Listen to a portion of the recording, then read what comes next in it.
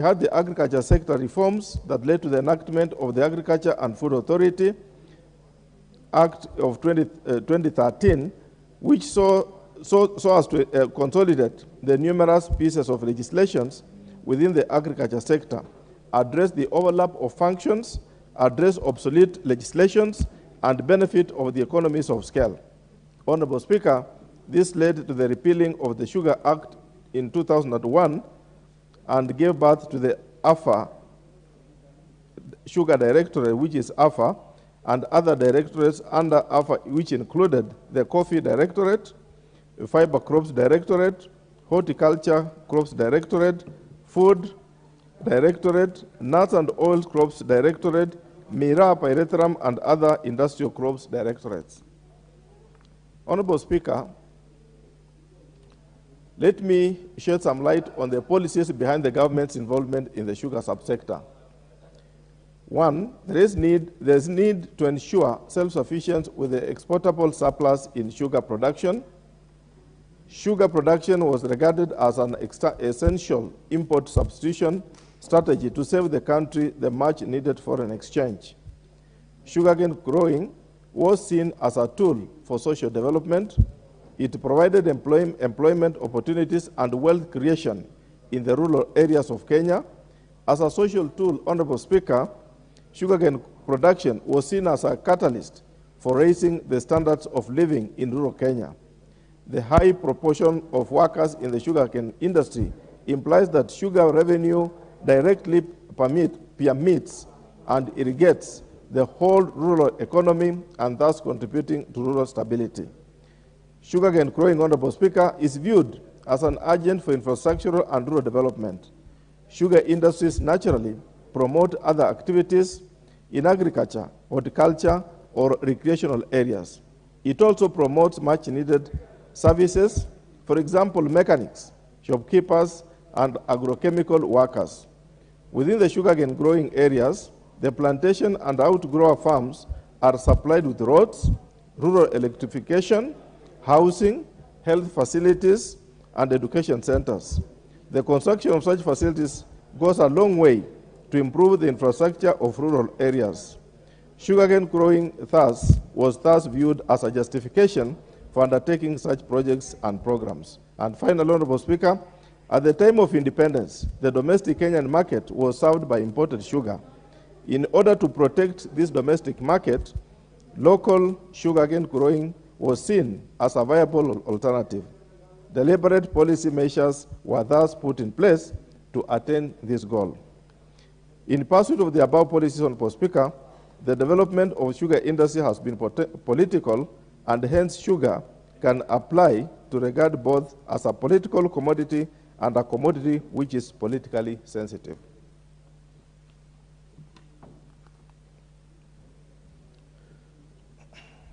Honorable Speaker, the principal object of this bill is to reinstate the Sugar Act, which was repealed through the enactment of the Crops Act of 2013. Honorable Speaker, the enactment of the bill shall restore the role of Kenya Sugar Board, currently undertaken by the Sugar Directorate of the Agriculture and Food Authority, established under the Agriculture and Food Authority Act of 2013. Honorable Speaker, since the repeal of the Kenya Sugar Board in 2013, ineffective stewardship of the sugar industry by the Agriculture and Food Authority has contributed to the following, Honorable Speaker. One, there is rampant non-payment of farmers by public sugar mills. Two, there is increased cost of sugar production. Three, there is decline in land acreage under sugar. Four, there is lack of market for sugar. Five, there is failure to control imports and exports of sugar. And six, there is poor management of sugar companies. And seven, Honorable Speaker, what I was able to pick in the bill is the lack of research and cane development initiatives. I know my colleagues will ask, how come there is the issue of lack of market for sugar, Honorable Speaker, yet today there is no sugar in the market? What is positive of it is automatic negative at a situation as it comes. Today, the government, Honorable Speaker, has opted to lock down all the mills in anticipation that they are now getting the cane to be ready for harvesting. What is going to happen, Honorable Speaker? There's going to be glut. There's going to be oversupply of cane, and there's going to be overproduction of sugar. At that time, Honorable Speaker, we are going to have too much sugar that will not have a market, given the situation that is there on today, Honorable Speaker. So whatever if we don't regulate it today, it means tomorrow we are getting it wrong. Honorable Speaker, with the reestablishment of the Kenya Sugar Board, the following institutions, Honorable Speaker, the Sugar Development Levy and the Sugar Development Fund, and the establishment of the Kenya Sugar Research Institute shall address the challenges to save the dying sector, especially looking at the issues of Miwani in 2001, which died in 2001, Moroni, which died in 2001, Mumias, which went under in 2019. Rather, when I say died, it went into receivership, Honorable Speaker, being placed under receivership, with the Stony Sugar and Nzoia Sugar operating at low capacity. Honorable Speaker, these three institutions are being established in this bill. And when you look at the various, the negatives that appeared in my above clause in terms of what AFA has failed, shall only be cured through institutions, Honorable Speaker. When we talk of lack of research and cane development, is the issue of raising resources. And we are now saying we are going to have Sugar Development Levy, a fund, a resource which is going to be used in various levels, the way you will see in my forthcoming discussions, Honorable Speaker. Honorable Speaker, we look at, as we are all aware, agriculture is one of the devolved functions performed by the county government. The bill segregates the functions of the board and those of the county government. One of the key roles of the county government is the establishment of an efficient road network for the movement of sugarcane, delivery of other services, and the general development of the sugar industry. Honorable Speaker, when you look at what is happening today with the AFA bill as it is not directly getting to the farmers. Instead, there is a total vacuum. It's not addressing anything to do with the farmers. It has left the farmer on himself, on his own. Therefore, Honorable Speaker, the issues which we talk of, the rural roads, which are access roads in the various villages, and the issue, Honorable Speaker, of general development of the sugar industry, that's the agronomy. We used to see a lot of inspectors going into the supervision into agricultural farms. We want to see them back, Honorable Speaker, and this has been enabled through this bill. Honorable Speaker, most millers, once they lift the sugarcane from the farms, never bother to fix the roads till the next harvest. Maybe the introduction of a 45% allocation of sugar development levy to infrastructure development will reduce the character. Honorable Speaker, in the bill, and I want to thank the Committee on Agriculture. The Committee on Agriculture has really taken a lot of time, has done a lot of public participation on this, and it has really distributed on how, has made some improvement on my proposal in the bill. And when you look at the report, I feel it is accommodating everyone, and when you open it, you'll come to see how it is distributing this resource of sugar development levy. Honorable Speaker, those of us who grew up in the village recall the GK motorbikes ridden by government agricultural and extension officers offering extension training to farmers. This is an additional function that has been given to the county government. Honorable Speaker, we are bringing the Constitution of Kenya 2010 into this bill. When you look at the AFA bill, Honorable Speaker, it's failing to recognize that aspect of devolution. And we are saying we want to see the extension officers, Honorable Speaker, getting to the farmers. We want to see when the researchers carry out the various researches in terms of the soil samples, in terms of what fertilizer to apply where. Honorable Speaker, we want to see these people back. And that's where we say in this bill, we are recognizing the fact that county government is devolved, agriculture is devolved, but what happens, Honorable Speaker, when it comes to sugarcane, it has to be adhered to in terms of the Constitution. Honorable Speaker, let me now take my time to go through the clauses, and I would want to single out Clause 6, Honorable Speaker, on the bill, which outlines the composition of the board. We intend to, the bill seeks that we will have a board, chaired by an executive chairperson, elected by the board from among the representatives of growers on the board and appointed by the cabinet secretary. Honorable Speaker, we are bringing on board the executive so that the executive still appoints. But, Honorable Speaker, let those people that person who is being appointed be elected by the farmers, by the various growers. But the CS reserves the right. If the person who is being proposed is not the right person, the CS has a voice, Honorable Speaker. 2, we are saying we need 5 representatives elected by growers from each sugarcane catchment area as per the first schedule. Honorable Speaker, when you go to the first schedule, the Committee on Agriculture has made a different proposal, which we'll be looking at in the Committee of the Whole House. And this was our initial proposal, that we need to have 5 representatives elected by growers from each sugarcane catchment area. Honorable Speaker, I propose that 1 representative elected by millers who is knowledgeable in sugar technology and value addition. We reserve, Honorable Speaker, 1 slot for the millers so that the value chain is complete. We have agronomy, the agriculture, we have the government, the industry, and also we have the miller, which represents the manufacturing sector, Honorable Speaker. We also have to comply with the PFM Act and introduce the PS in the ministry for the time being responsible for matters relating to agriculture. We need also to get 1 person nominated by the Council of County Governments, because it's also playing a role, and the PS of National Treasury.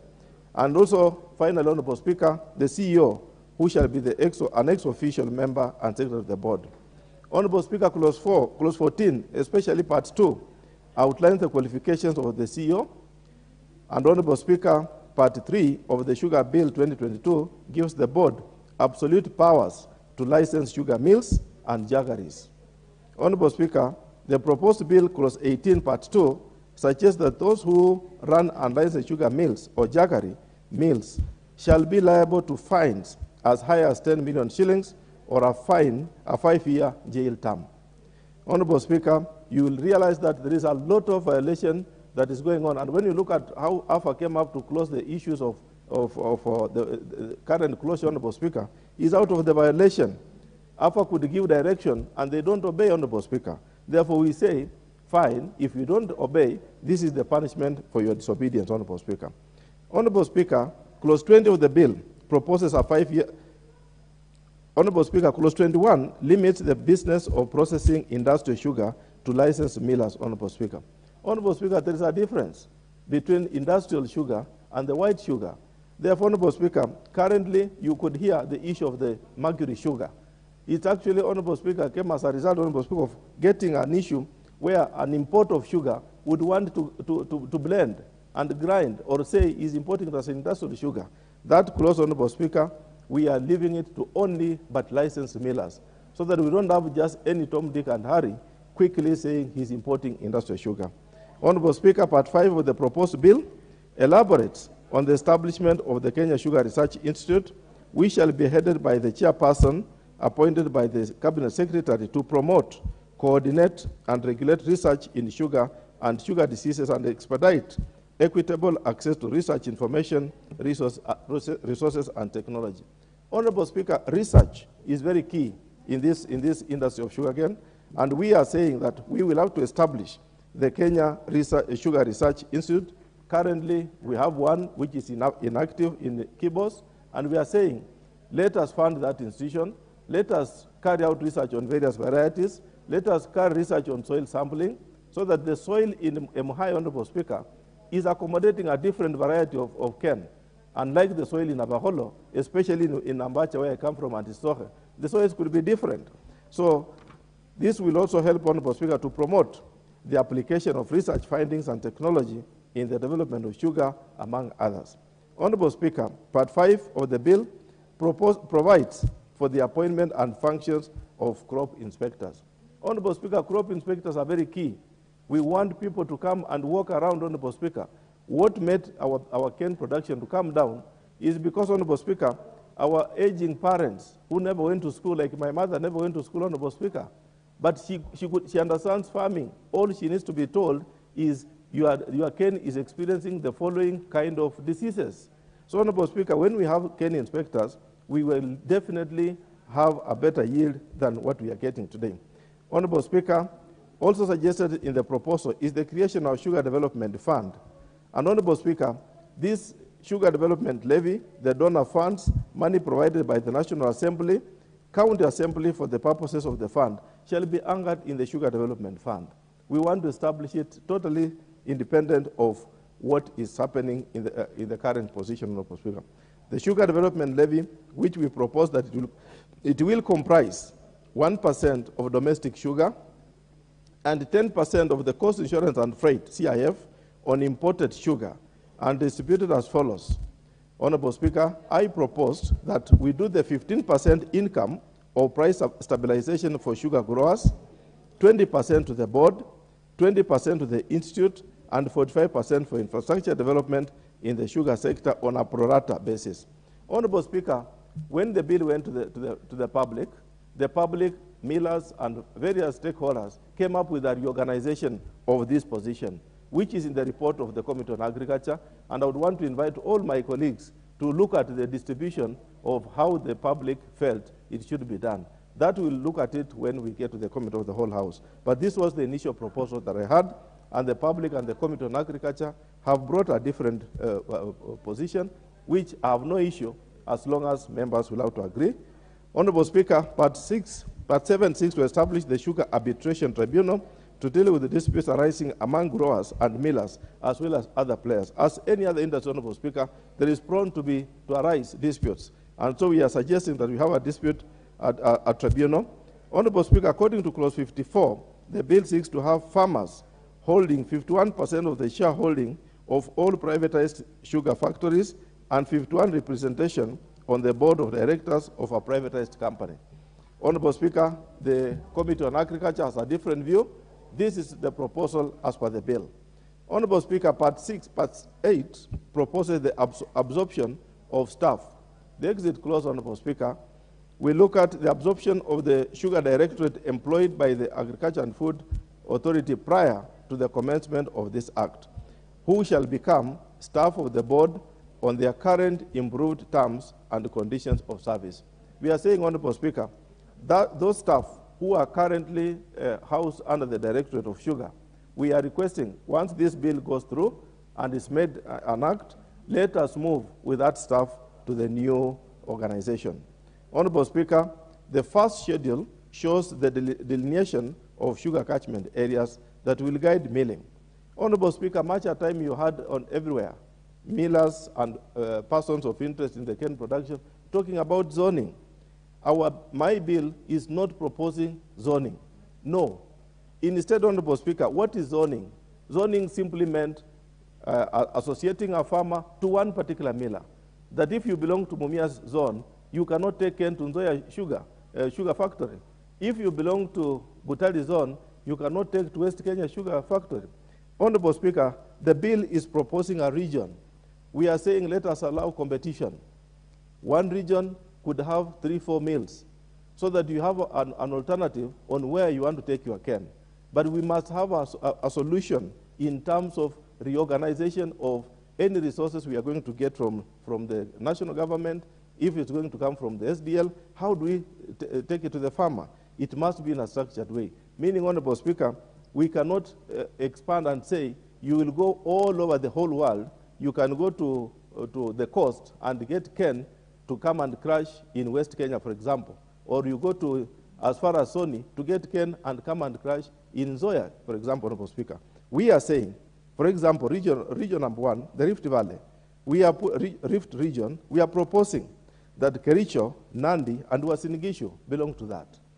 This has been made a different suggestion through the committee when they went to the people, but the bill proposes Upper Western to get Bungoma and Trans Nzoia, all mills within that region, Honorable Speaker. We say Lower Western region to get Busia, Kakamega, Siaya, and Vihiga. Honorable Speaker, the South region, we have Homa Bay, Kisumu, Migori, and Narok. And the Coast region, Honorable Speaker, we get Kwale, Lamu, and Tana River. Honorable Speaker, the second schedule outlines the provisions as to the conduct of business and affairs of the board. Honorable Speaker, the third schedule gives the guidelines for the agreements between parties in the sugar industry with interest to Part 1. The parties, Honorable Speaker, in this case, we are referring to the farmer and the miller. We need them to have, there is a format which we are proposing the regulation to come up with a way an agreement is going to be anchored so that we don't just expose a farmer, leaving a farmer alone. how do I separate that the speaker owning plot A and Wangwe owning plot B cannot farm for two different mills? It's only the agreement which is going to distinguish that. Honorable Speaker, the proposed bill affects the functions of the county governments as it deals with functions of agriculture assigned to the county governments under paragraph 1 of part 2 of the first schedule of the Constitution. Honorable Speaker, this bill is a money bill and shall occasion additional expenditure of public funds. In this respect, Honorable Speaker, I wish to urge the members to review the bill with a fine-tooth comb to appreciate its intent and purpose. Honorable Speaker, it's in this sense that this bill becomes critically important to address one of the greatest challenges currently facing our sugar subsector. I've read the committee's report and recommendations, Honorable Speaker, geared towards safeguarding the sugar industry in Kenya. Honorable Speaker, I'm grateful to your able office, the clerk, and the committee for the support that you have accorded and all other stakeholders for their marvelous contributions to this bill. Honorable Speaker, I beg to move and ask Honorable Speaker that the member for Lugari, who was the secretary to the task force committee, makes an input, and I know definitely the member for Tinderet will have a longer story to tell after that. Thank you, Honorable Speaker. Order. Who is seconding the motion? I beg to ask the member for Lugari, Honorable Nabi Nabwera, to second. Now that's proper. So, Nabi Nabwera. Thank you, Mr. Speaker. First, Mr. Speaker, I want to thank Honorable Wangwe for coming up with this bill, especially that the bill had collapsed in the last parliament. Mr. Speaker, this bill comes at a time, very difficult time in our history as the people who grow cane. Why? Because in so many years, after 1984, this is the first time officially millers have been closed down because of lack of crop, lack of cane. Secondly, Mr. Speaker, this comes at a time when sugar is costing the highest ever. Actually, it is the highest in the whole continent now, at over 350 shillings a kilo. And yet is a crop that we have lived knowing, we have lived growing. Mr. Speaker, why I see this bill as God sent is this: that in the last decade or so, sugarcane acreage has been dwindling to the extent that as I speak to you now, we have less than 157,000 hectares of land under cane. Compare that with 223,605 hectares in 2015. It doesn't tell us a good story. Mr. Speaker, it is important to note that the biggest challenge today and why the mills had to close down is that we were harvesting immature cane, as immature as 10 months. Who was the loser here? The loser here was the farmer, losing between 48 and 74% of what would have been his earning. And therefore, sugarcane as an economy has made our people more poorer than they were in the years before. Mr. Speaker, what are we trying to cure with this bill? First, that we are trying to make sugarcane farming an economic venture that is viable. Second, that we are trying through this bill to provide a mechanism where Kenya is going to be self-sufficient in sugarcane. Having served as a joint secretary in the task force that was put together in 2018, Mr. Speaker, I want to confirm that Kenya has a potential to be a net exporter of sugar. However, we are a net importer because of lack of a regulatory framework, lack of a legal framework. And, Mr. Speaker, I want to draw your attention to something very interesting. That a farmer in Mumia's area put cane, his land, and 5 acres of land under cane, developed it himself. The only thing he got from the factory was fertilizer. But at the time of harvesting, when the farmer went to be paid, he did not have anything to take home. Instead, the factory was demanding some money, claiming that this farmer had used their products and therefore they were more expensive than the cane he had brought in the factory. Mr. Speaker, why is it important that we need research in this sector? That the Kibos Research Institute must be resuscitated, must be financed. It has been tested. An individual farmer in Trans Nzoia, Honorable Wekesa, produces between 110 tons of cane per acre to 138, whereas the industry average now stands at 38. What does that mean? What it means is that the agronomical practices in the industry has completely collapsed. And that, therefore, explains why the factories cannot have enough cane to mill. And this, therefore, necessitates that research must be at the core of this bill. Thirdly, Mr. Speaker, when you look at the texture of sugarcane farming, 400,000 farmers are small scale. Only 8% of the cane comes from large scale farmers. And yet, in the industry, the farmers are not organized in any particular manner. Therefore, the farmers have been taken advantage of by the millers. And this is something that came into this industry immediately. We repealed the Sugar Act and came up with the AFA Act.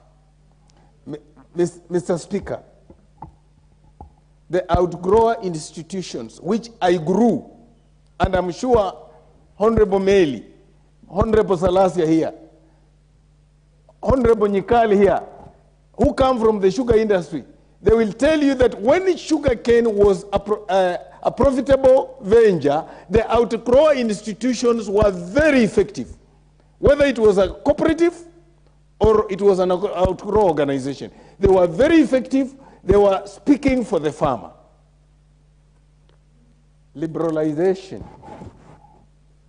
Mr. Speaker, and uncouth behavior by some of the millers to kill outgrower institution created a monopoly of venture by the miller.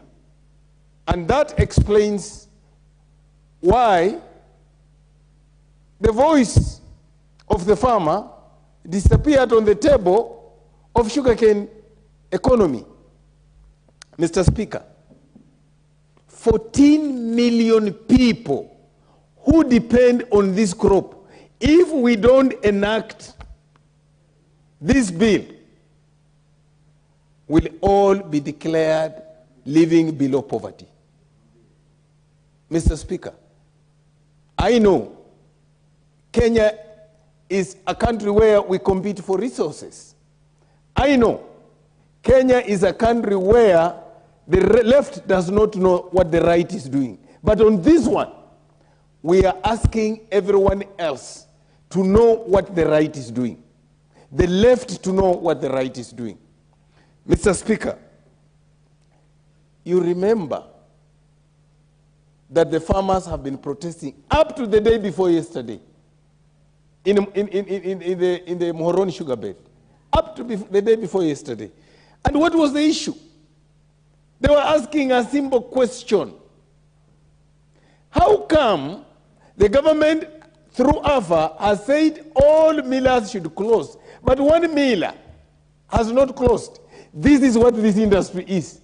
It is taken, it is being controlled by sugar barons. Mr. Speaker, sugar imported in this country arrives at the port of Mombasa at not more than 88 shillings. Why are we paying 350? It arrived at Mombasa at not more than 88 shillings. Why are we paying 350? Because, Mr. Speaker, we have turned sugar into a political commercial venture. Sugar has been oiling politics of this country.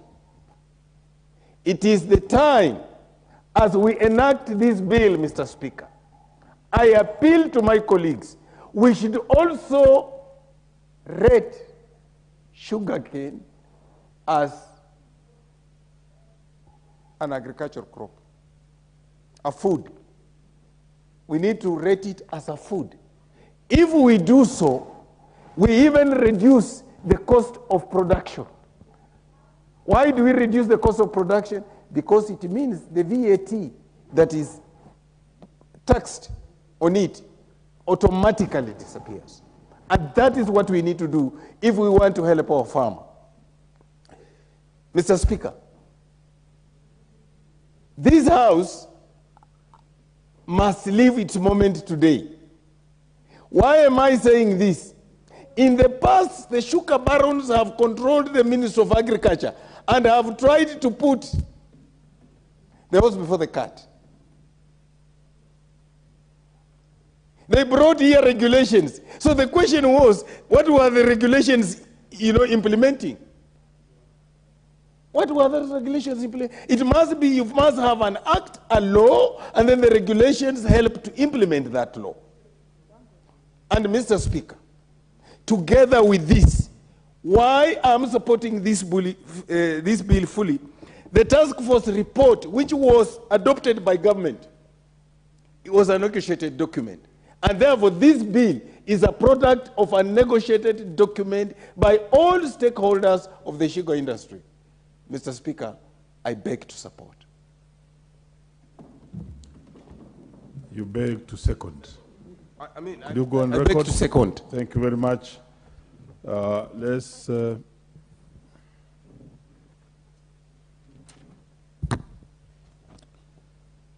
well. Honorable members, I now propose that the Sugar Bill, National Assembly Bill number 34 of 2022 be now read the second time. And the first bite, let's give to Honorable Meli, Julius Meli. Honorable Speaker, I rise to support this bill. Honorable Speaker, I want to say that in the last parliament, as Honorable Wangwe, member for Nabahola, has just put it, this was a bill that we as members, I as part of the members of the agriculture team, pushed it through when it was brought to this house by Honorable Amunyinyi, who are actually the owner of the bill. Honorable Speaker, I want to say that this is a very, very important bill. And this is a bill which is going to really put money in the pockets of farmers. I speak, Honorable Speaker, as a farmer, as a representative for farmers from the sugar growing region, and also having grown up throughout my childhood, having depended on sugarcane. I want to say, Honorable Speaker, that this bill seeks to really take sugar where it was before. Sugarcane, as a crop in this country, is part of the cash crops that have actually sustained a lot of families. But since the time when we had AFA, and I want to comment other crops, other bills that have taken other crops to be independent. Tea and coffee have already left AFA. AFA was formed in 2012, I think, 2013. And actually, it did not take it seriously. The role it was played by crop-based institutions like Sugar Board, Tea Board, and Coffee Board. Honorable Speaker, if you look at the bill, look at the various clauses. I just want to look at each and every other clause. First of all, I want to say that this country can actually be a sugar exporter. It will not be a sugar importer. And Honorable Speaker, I want to thank His Excellency the President, especially when the other day he actually passed in the cabinet the issue of the leasing program, where they actually want to modernize the factories. This is going to support the bottom-up approach, where 14 million Kenyans depend on sugar directly or indirectly. If we are looking for employment for Kenyans, we modernize the sugar mills. If we are looking for money for pesa mfukoni, we make sure that we have enough mills, and we pass this bill to ensure that the farmers have actually enough crop in their farms. I just want to look at a number of sections of this bill. At one, the bill brings order to the now chaotic sector, which is prone to poaching, theft, and disorder. If you look at the bill, Honorable Speaker, the bill has actually developed regions where we'll allow mills compete within particular regions. In my region, Honorable Speaker, we have 3 main mills, that is Chemelil, Moroni, Miwani, and Kibos. They can compete within that particular region. We don't want to tie the farmer to one particular mill. But we don't want this idea where farmers move across from Western Kenya all the way to other regions, or move from coast to the Rift Valley, or from Transmara all the way to Western. We want these particular mills to operate in a particular select regions. Honorable Speaker, you will realize that this bill proposes the formation of the board. And as we speak now, AFA has a board that is picked, and they have no interest of the farmer. They owe allegiance to different sectors. But if you have a farmer elected office member, the director, from the various regions, and we have said 5 regions or 6 regions, but I will say that there are certain amendments that we'll bring to this. The director will actually talk and listen to the farmer, who is the elector. He will propose farmer-friendly policies. He will actually disallow government from importing sugar. He will also make sure that the farmer himself gets subsidies and the GMR that we need. I don't thank the government because of the fertilizer. Right now, in most of the areas in my constituency, like Chemelil, Chemase ward, where we almost is 100% sugar, there is a lot of sugar activity. Farmers now are in the farm. They are really planting. They have subsidized fertilizer. And in a very short time, we'll have more than that we require. Honorable Speaker, this bill also brings into view what we call sugar development levy. This is a levy, this is the only crop that has been sustaining itself. If you check at tea, coffee, and the others, government has been trying to bail them out. But sugar development levy, with that 1%, they have been able to develop their own roads. They have been able to actually give loans to farmers. They have also been able to give loans even to millers to refurbish their factories. In fact, in the bill, millers have a percentage on if they want to refurbish the mills, to modernize them so that they are able to give farmers, they are able to crush. Right now, you'll realize that the tonnage ratio to the milled white sugar is very high. There's a lot of wastage. So we have, and I want to say this, because the president and the government have got sense of this, we really need to modernize all government mills and make sure that we have them running very neat. Honorable Speaker, we also have the Sugar Research Institute. The Sugar Research Institute proposed in the bill will make sure that we have the right variety, early maturing, with sugar with enough sucrose. This one will enable the farmers to really get value. And I think this is why we introduce what we call the CTU. This is where we don't want the issue where some corrupt private mills will always try to actually temper with the weighing scales. But with the CTU, the farmer will now be able, they will be paid as per the sucrose content of his cane. So there will be no issue where some millers or anybody will corrupt and misuse the weighing scale. Honorable Speaker, we have also the issue of road network. Road network will actually be developed as a result of sugar development levy. Right now in my constituency and many parts of Tindere, there were elections in almost all the wards where we are now electing members who will actually take care, not members actually, of people who will be taking care of the money that will be generated out of some of the monies that we get from what we call the sugar cess. Honorable Speaker, we also have the issue of what we call crop inspectors. Crop husbandry requires, every crop requires proper inspectors, proper officers who will be able to tell the farmer the kind of fertilizer is going to apply, the kind of crop he's supposed to have, and to check the seed, the disease development.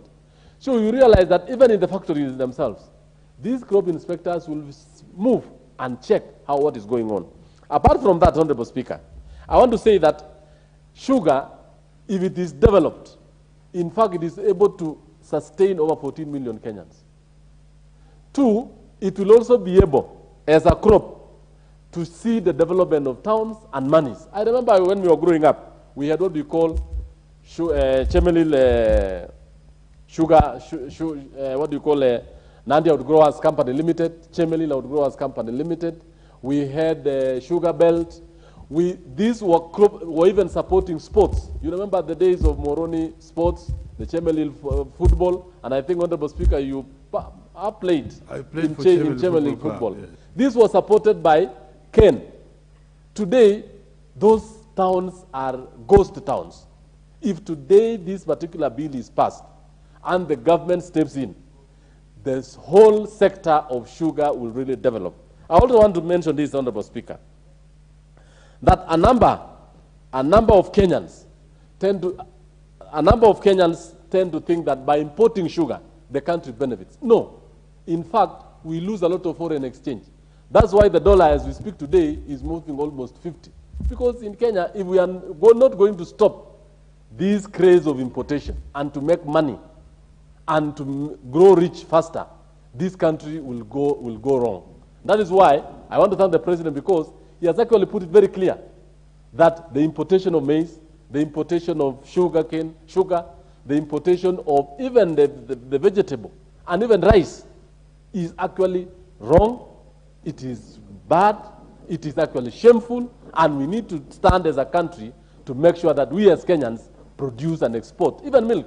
We are not supposed to do that. We are supposed to make this country a better nation by...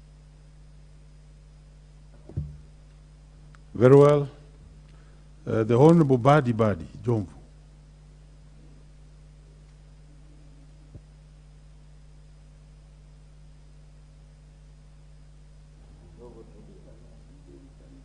The next microphone is on for you. Which one?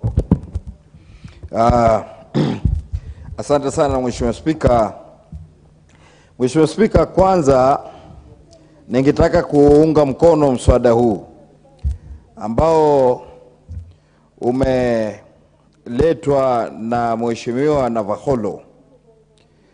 Mheshimiwa ambaye ameleta mswada mzuri na tunaunga mkono. Mheshimiwa Spika, katika mswada huu tumeona kumekuwa na mambo ambayo mpaka saizi yanatuumiza sana. Na kwa sababu mambo mengi ni kwa sababu ya kwa kuwa hakukuwa na mfumo mzuri wa kuangalia sekta hii ya sukari. Ndipo leo Mheshimiwa Spika, tunanunua sukari shilingi 350 kwa kilo moja. Mheshimiwa Spika, tukiangalia haya yote yametokamana na mfumo mbaya wa usimamizi ambao wenzetu wamesema kutoka kuondolewa kwa Sugar Act na kuja hii AFA Act, ndio matatizo mengi pia tumeyaona hapa. Mheshimiwa Spika, Mheshimiwa Spika, tukiangalia mswada huu tumeona juu ya mambo ya utafiti, yani research, ambao ni jambo la muhimu sana, na jambo hili leo likizingatiwa, tukiangalia mambo haya, sukari yanaweza kufunguka kwa kiwango kikubwa sana. Leo hii iko Kibos Research Institute ambayo inaangalia mambo haya, lakini vile vile katika mambo ya utafiti, Mheshimiwa Spika, sisi pia kule Pwani tuwaomba tuiangalie sana, na tutajizatiti kama viongozi kuona kama hivi inavyopiganiwa mambo ya sukari, na sisi tupiganie mambo ya korosho na nazi, kwa sababu yafanana hasa na mambo haya ambayo yamezungumziwa katika mswada huu.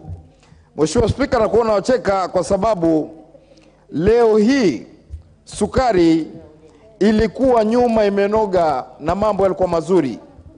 Ndipo maana leo Mheshimiwa Spika, wewe mwenyewe kwa tajiriba yako ukiwa mwanasoka ukatoka kuchezea kampuni, nafikiri ni ya Chemelil Sugar kule, leo hakuna mambo kama yale kutokea.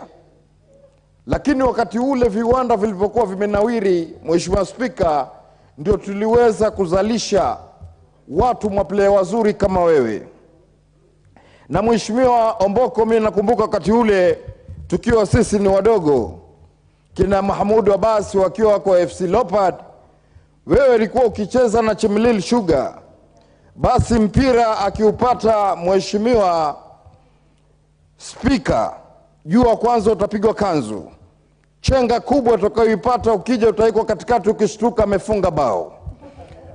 Kwa hivyo Mheshimiwa alichukuliwa kwa tajiriba ile, kwa sababu Spika alikuwa ni player ambaye alienukia wakati ule na kuwekwa katika Chemelil Sugar.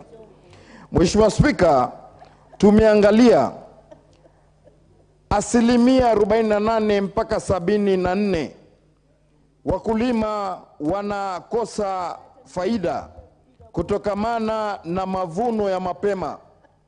Na mavuno haya mapema, Mheshimiwa Spika, tukiangalia ni kwa sababu ya mfumo mbaya ambao ulikuwa pale.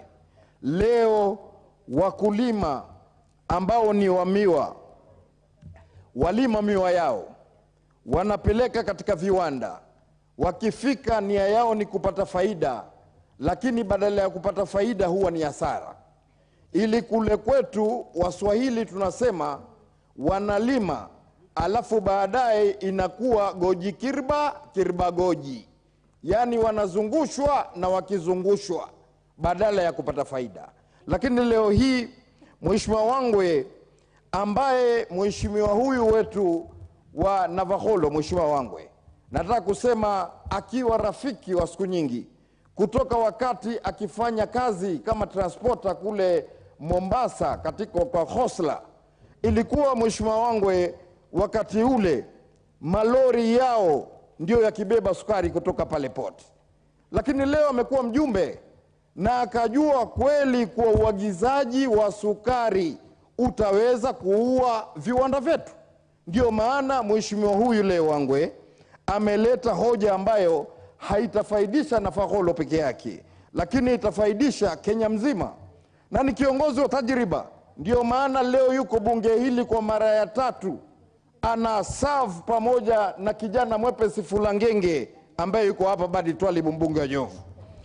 Kwa hivyo leo tukiangalia mambo haya ambayo yamezungumzwa hapa na wanenaji wenzangu, Kenya hii, Mheshimiwa Spika, ina uwezo wa kuchukua sukari kupeleka nje kuuzia nchi nyingine katika kontinenti letu la Afrika.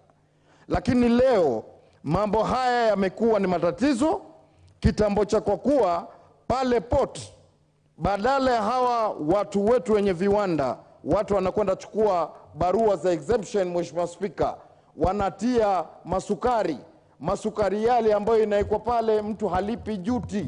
Leo watu wanatajirika kulingana na hii maneno ya sukari.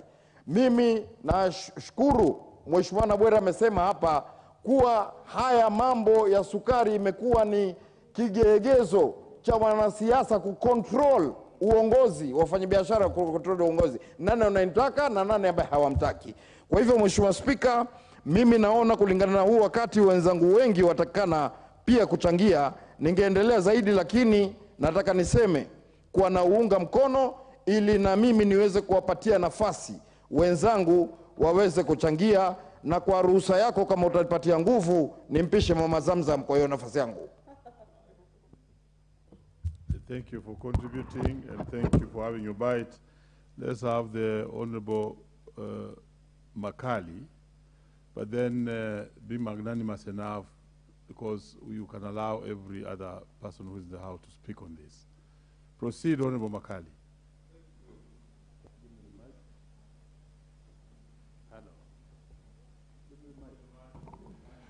Thank you, Honorable Speaker. Now that I have the mic. Order, order.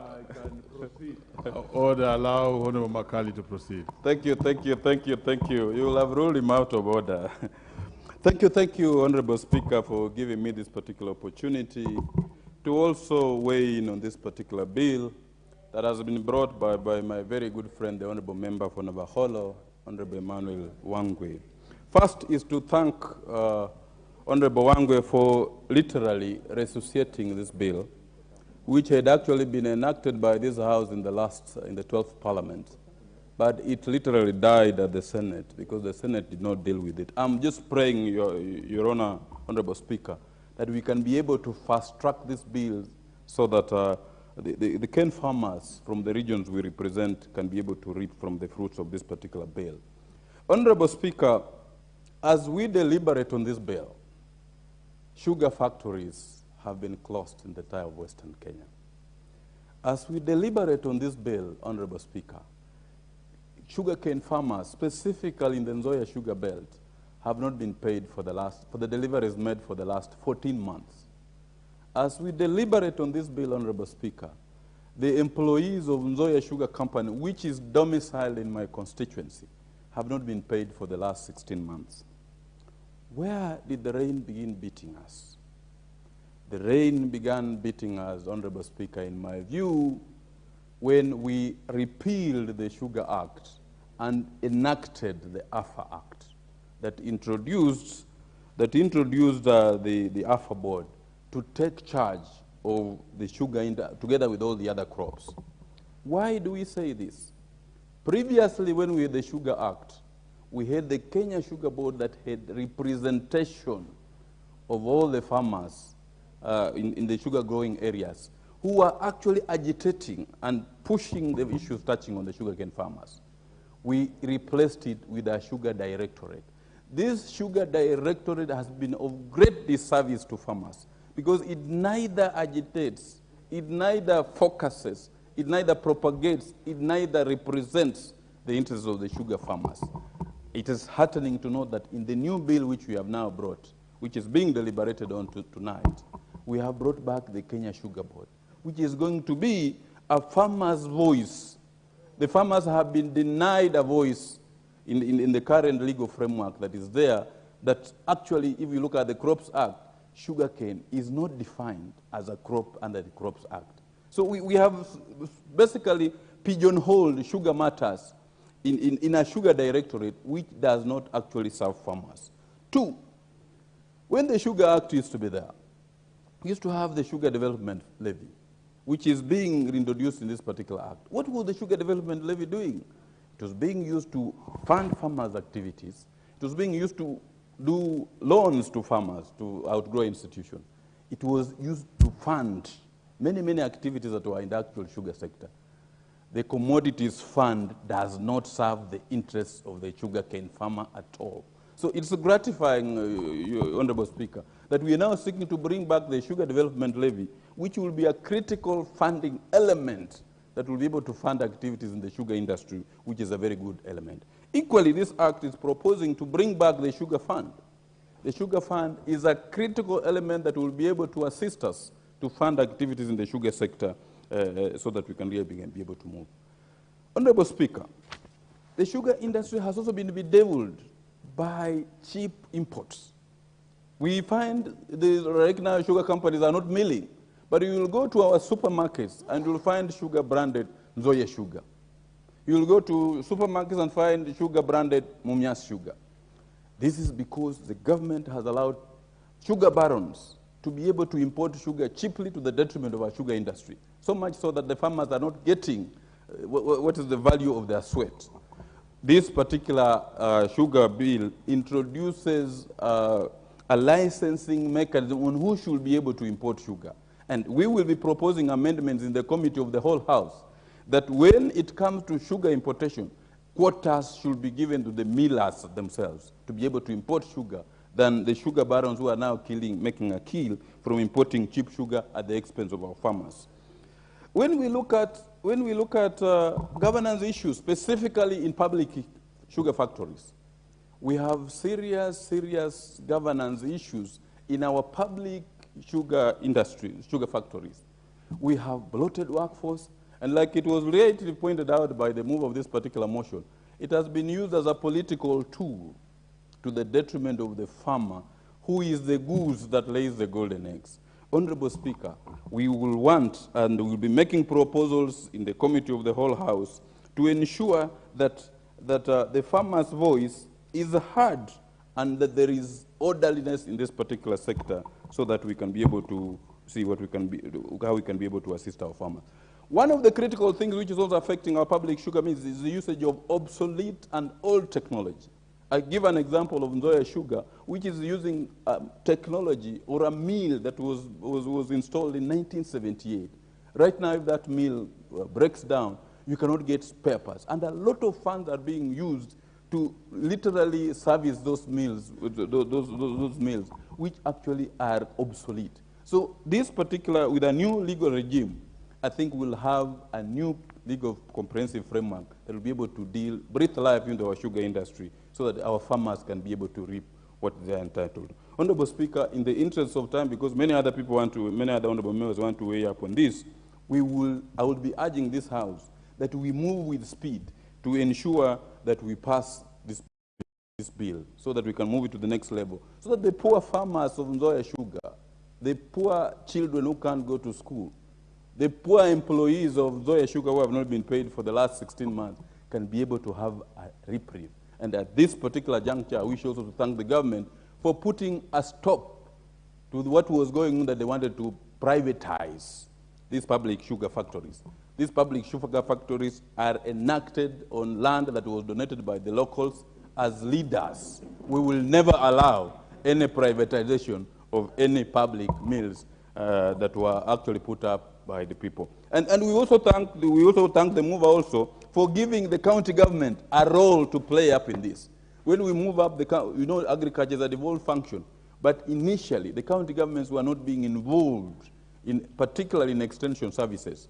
If we look at this particular act, we will see there's a clear-cut role that's given to the county governments to be able to play a critical role in terms of extension services so that our people can be able to be. Honorable Speaker, I support wholeheartedly.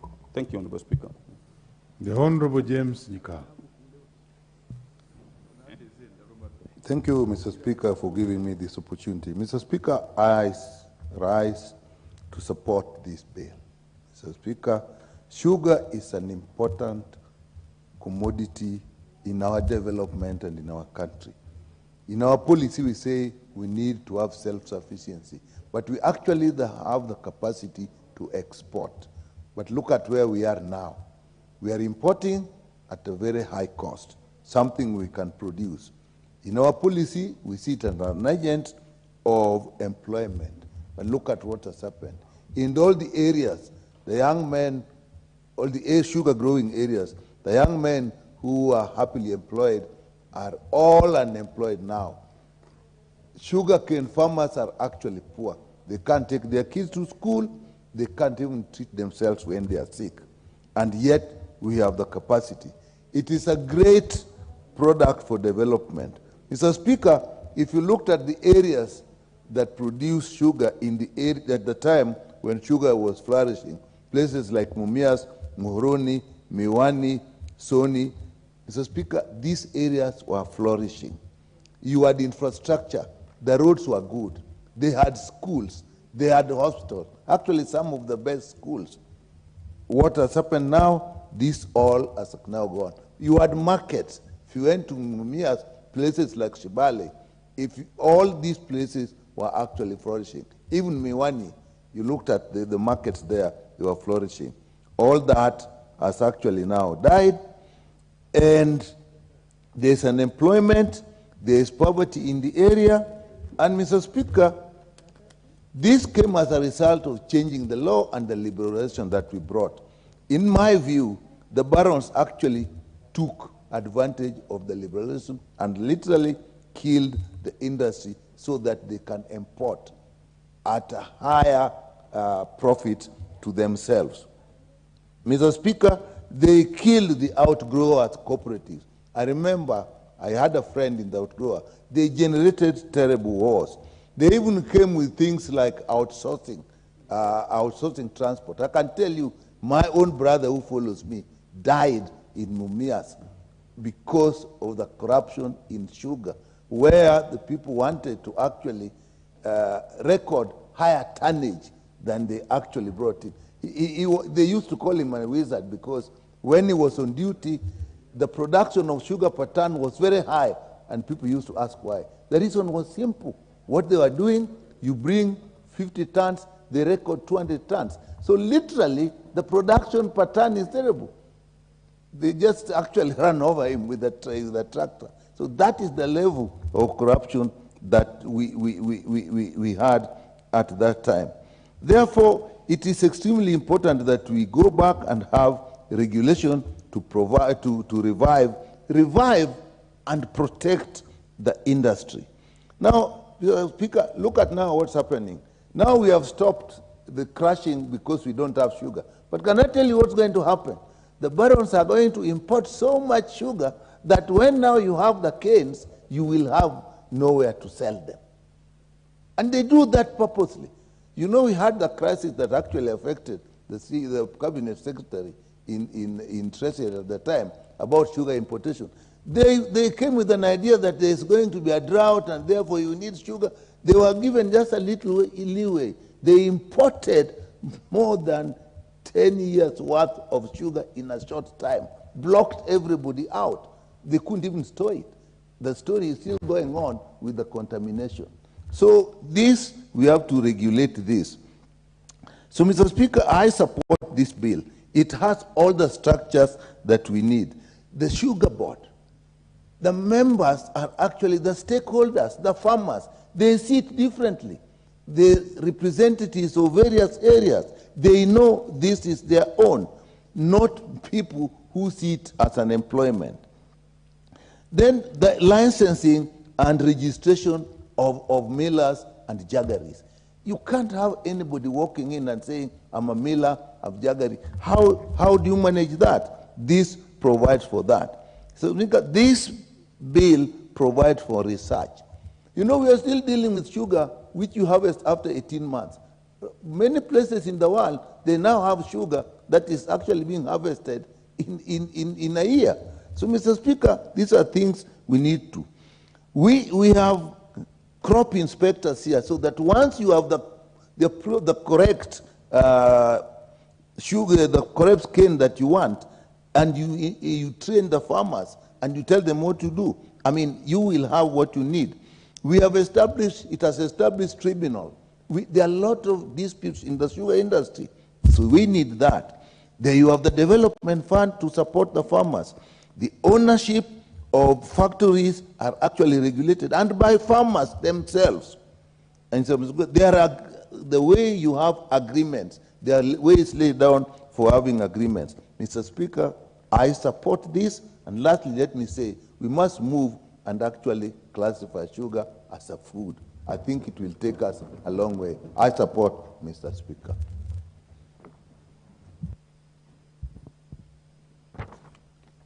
Honorable members, let's be apprising.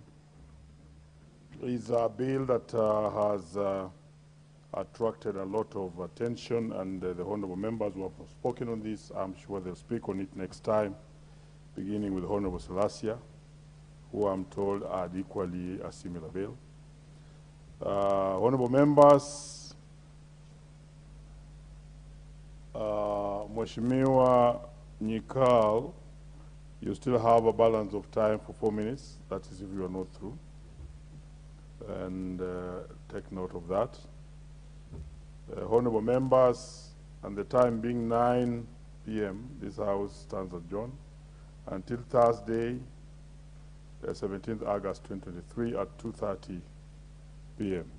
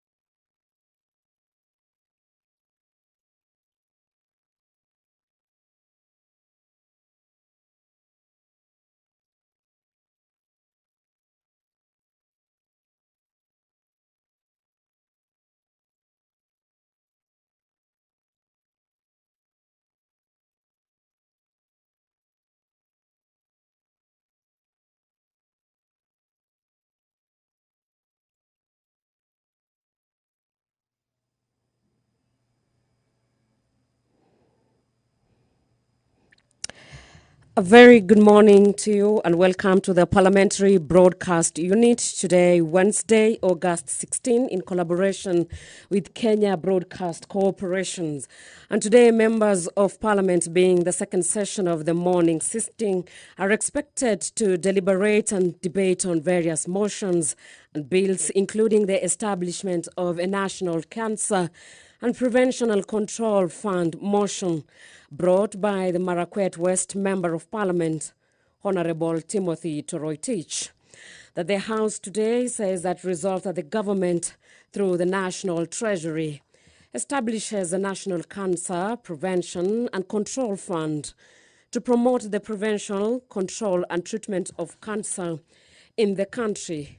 Aware that Article 42(1)(a) of the Constitution provides for the right of every person to access the highest attainable standard of health, which includes the right to healthcare services.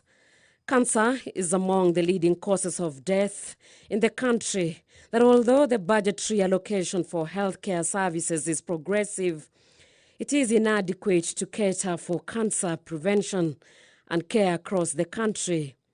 Cancer control in the country is hampered by inadequate cancer care infrastructure and limited specialized human resource capacity.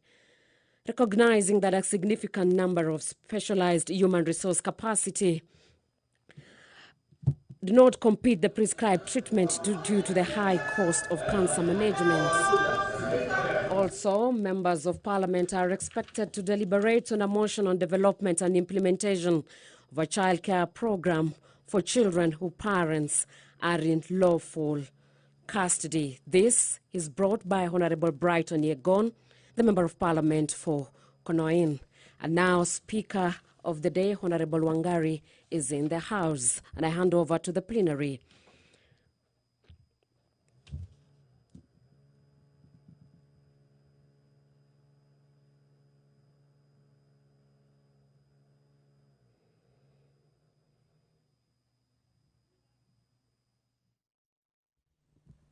Let us pray. Almighty God, who in your wisdom and goodness have appointed the offices of leaders and parliaments for the welfare of society and the just government of the people, we beseech you to behold with your abundant favor as your servants, whom you have been pleased to call to the performance of important tasks in this republic. Let your blessings descend upon us here assembled, and grant that we shall treat and consider all matters that shall come under our deliberation in so just and faithful a manner as to promote your glory, your honor and glory, and to advance the peace, prosperity, and welfare of our country and of those whose interests you have committed to our charge. Amen.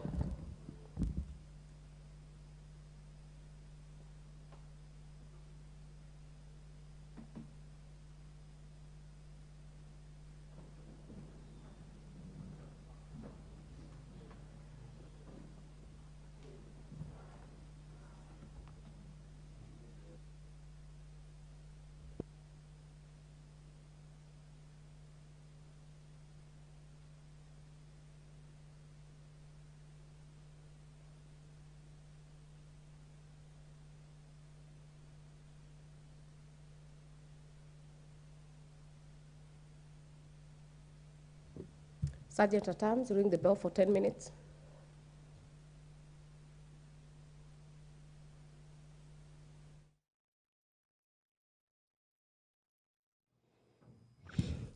Having not achieved the requisite number or the quorum for the House, a bell has been rung to allow members of Parliament who might have been in different meetings to work to the chamber so that the House can resume its duties today.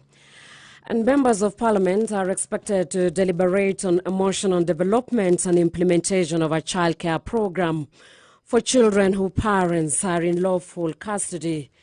The motion, brought by Konoin Member of Parliament Brighton Yegon, that the House urges the government through the State Department for Social Protection and Senior Citizen Affairs to develop and implement a program for the care of children above the age of 4 years whose parents are under lawful custody.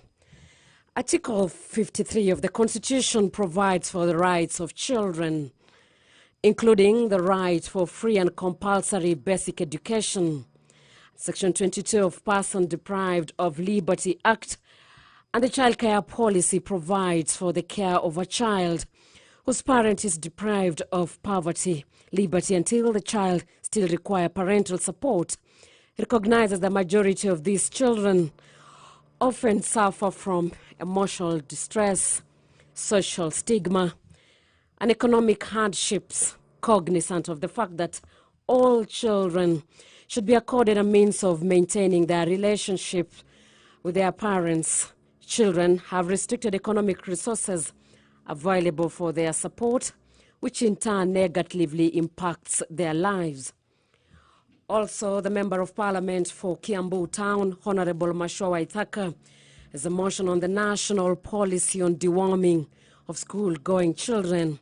And the House urges that the national government, through the Ministry of Health, develops a national policy on deworming school-going children as a crucial part of mainstreaming of healthcare access in the country. Aware that Article 43(1)(a) of the Constitution provides that every person has a right to the highest attainable standard of health, including a right to healthcare services. Further aware that the relationship between health and education plays a significant role in school attendance rates. It's concerns that the negative effects of poor sanitation, such as parasite infestations, particularly among the school-going children, lead to anemia, stunted growth, and other salient problems, which in turn lead to low school attendance and impact educational standards. And according to research, school-based deworming is one of the most cost-effective interventions that provides a huge range of holistic and social benefits, such as increased school attendance and healthier kids who do better in school, while utilizing already existing school structures in administering deworming treatments to school pupils, and recalling that previous programs conducted by Ministry of Health in partnership with NGOs, that is non-governmental organization, called the Evidence Actions, have only been piloted in a few selected counties, that the deworming efforts have been uncoordinated and dependent on external support with no clear policy or budgetary framework. Also, the Member of Parliament for Langata, Honorable Felix Odiwar, has a motion on public health concerns at Langata Cemetery, and the House, through the national government and the Ministry of Health, is urged to urgently conduct an assessment of the public health risks posed by the continued use of the Langata Cemetery, and to institute mitigatory measures and collaborate with other stakeholders, including the Nairobi City County government, to identify another suitable alternative land for use of cemetery. Aware that Article 42 of the Constitution provides for the right of every person to a clean and healthy environment, and Article 69 of the Constitution obligates the state to ensure sustainable utilization of environment and natural resources, including that of land.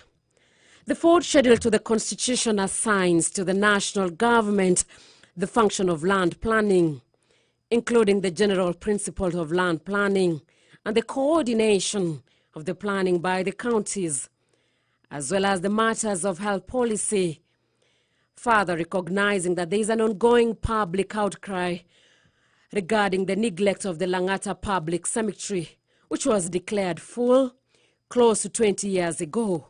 And it's concerned that this matter has left unaddressed and poses a significant health risks to the public. It's deeply concerned that the situation has led to overcrowding and double allocation of burial sites, with bodies being buried in shallow graves, leading to frequent uncovering by wild animals from the neighboring national park. Also, it has called to untold anguish, pain and suffering to the bereaved families and psychological torment to the neighboring community of Langata constituency. We have a motion brought by Honorable Mark Mwenje, the Member of Parliament of Embakasi East in Nairobi County, on the development and implementation of a program for voluntary regularization of land occupied by squatters for a prescribed period. The lack of access of ownership of productive assets, in particularly to land, is one of the most serious sources of economic and social insecurity for Kenyans. Many communities, particularly in rural income dwellers, the only way of accessing land is to put up with the dwellings that has to take residents' land that is unfit for human habitation. The Bill of Rights in Chapter 4 of the Constitution guarantees that every citizen the right to adequate housing and reasonable standards of sanitation. There are very many squatters who have settled on land that belong to either absentee landlords, unadjudicated land, public land, or community land for long periods of times, with some disputed, while others to date remain undisputed. The issue of land settlement in many urban areas, particularly in the informal settlement, has remained unresolved, with numerous persons remaining squatters. Another motion on expansion of drug and substance abuse and rehabilitation centers, brought by John Makali, the Honourable Member of Parliament for Kandui. And the House urges the government to institute intensive programs for dissemination of information on alcohol and substance abuse, in line with the Alcohol Drinks Control Act 2010, and to increase the number of rehabilitation centers across the 47 counties in our country. According to the National Protocol for the Treatment of Substance Use Disorders in Kenya by the Ministry of Health, drug abuse has been increasing in Kenya, especially among the youth, with statistics indicating that more than half of drug users are aged between 10 to 19 years. These are school-going children. Further, aware that research released by NACADA, that is the National Authority for the Campaign Against Drug Abuse, in December 2022, placed Western.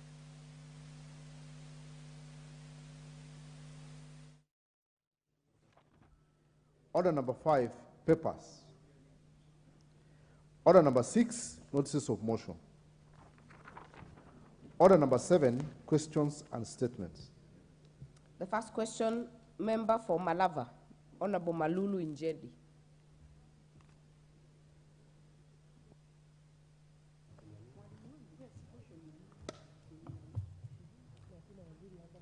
Sorry, Madam Speaker.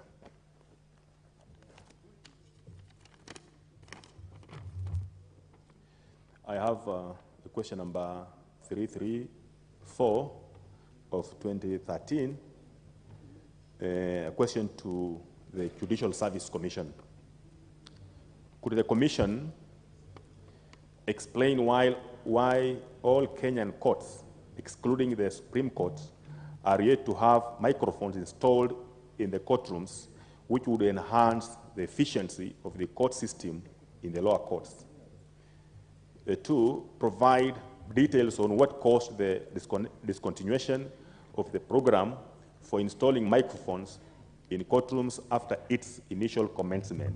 Three, state whether the Judicial Service Commission has developed a plan to install these essential components in courts and provide the estimated costs of implementing the system in all courts across Kenya. Thank you, Madam Speaker. Thank you. To be replied before the Departmental Committee on Justice and Legal Affairs. The next question by Honorable Tandaza Kasim had requested some indulgence from the Speaker. We'll get back to it later. Oh, he's made it. Oh, Honorable Tandaza, you can ask your question. I had gotten your communication of the indulgence, so please ask the question. Thank you, Madam Speaker. I rise to ask question number 365 of 2023 to the National Lands Commission. Could the Commission, 1, provide a list of persons affected by the construction of the Dongokundu Bypass Project Phase 3 and the corresponding compensation awarded to each one of them? 2, explain why the persons affected by the project in Matuga constituency, whose land was compulsorily acquired for the construction of the Dongokundu Bypass Project Phase 3, have not been paid despite being issued with award letters by the Commission in 2019. 3, consider factoring the inflationary changes to the compensation awarded since 2019 to date, and state the time frame within which the persons affected by the project will be compensated, considering that the bypass project Phase 3 has since been completed. Thank you, Madam Speaker. To be replied before the Departmental Committee on Lands, member for Turkana North, Honorable Paul Nabuin.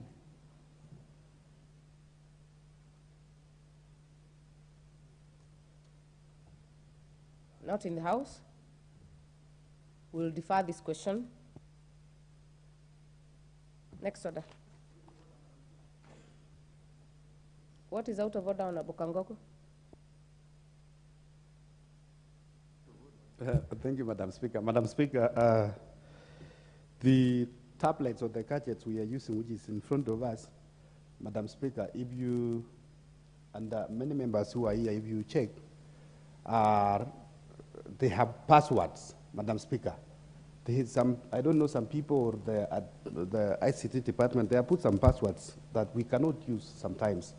These gadgets should be free to any member. When I go sit the other side, I should be able to access and use it. When I sit, every seat here, I should be able to use. If you check, and if you ask many of the members here, they have passwords. We cannot use them. And yet the order paper, we are supposed to access the order paper here.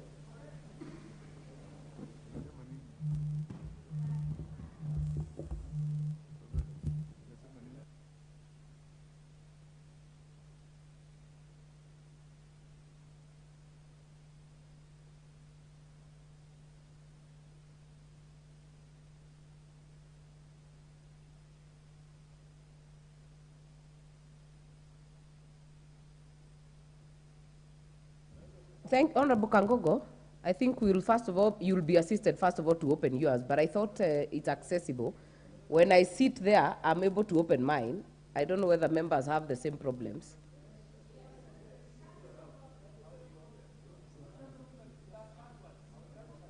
Honorable Makali Mulu.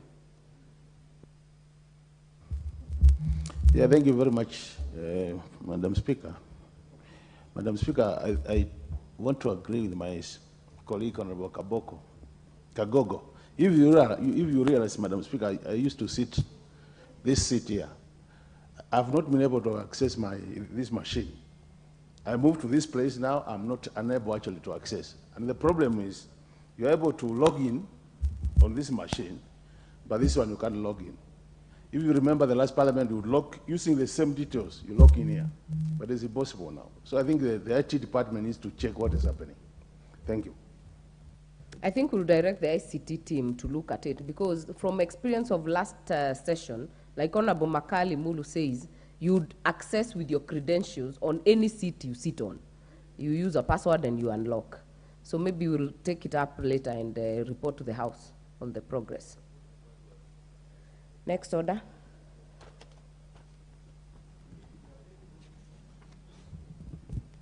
Order number 8, motion. Establishment of a National Cancer Prevention and Control Fund. Question to be put.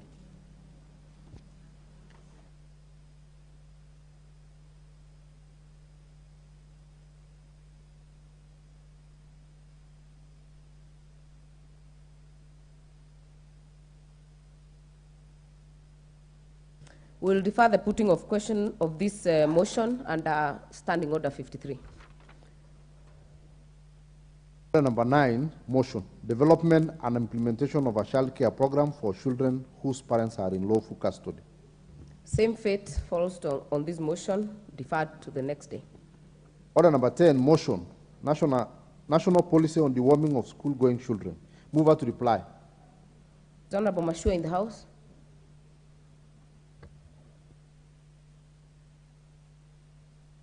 Member for Honorable Mashua, member for Kiambu. Thank you, Madam Speaker. Allow me to first thank all the members who have so far supported this important motion.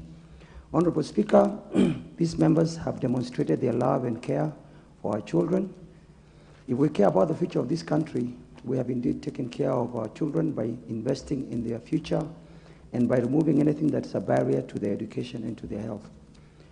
Honorable Madam Speaker, when I decided to table this motion in this House, I did so knowing that intestinal parasitic infections is regarded as a serious public health problem and amongst the most common infections affecting human beings in the world. Therefore, Honorable Madam Speaker, we cannot develop as a country without a well-educated human resource. Quality education is goal number 4 of the 17 Sustainable Development Goals that were developed by the United Nations in 2015 to act as a blueprint with which the world will become a better place. It is therefore important to put in place measures that will keep our children in school. Honorable Madam Speaker, deworming is one of those measures. Honorable Speaker, a few weeks ago, when I was explaining this important mission to the people of Kiambu, one vernacular radio station took me out of context and decided to spread the propaganda that this was not a priority. They discussed me in their radio for 2 good hours. I want to call out to that vernacular station and tell them that we must speak about the problems that are affecting our communities without shame. Worms are a problem to our children and especially to their health and on their education. We must therefore speak about it openly and without shame. Honorable Madam Speaker, allow me to remind journalists of one of the rules of journalism, which was written in 1914 by Walter Williams, who was the founder of the Missouri School of Journalism. And I quote, "I believe that the public journal is a public trust, that all connected with it are to the full measure of their responsibility trustees for the public. That acceptance of a lesser service than the public service is a betrayal of this trust." End of quote. Honorable Madam Speaker, if this House passes this motion, it will be in line with the spirit and letter of Article 43(1)(a) of our Constitution, which guarantees the right to the highest attainable standard of health, which is a state of complete physical, mental, social, and emotional well-being, and not merely being without disease. Honorable Speaker, Honorable Madam Speaker, Thanks to all the members of this House for their contributions to this motion, and I beg to submit. Thank you, Honorable Mashua. We'll defer the putting of the question on this motion. Next order.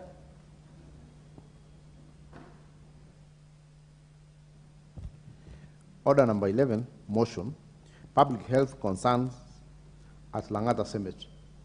Member for Langata, Honorable Felix Oduor.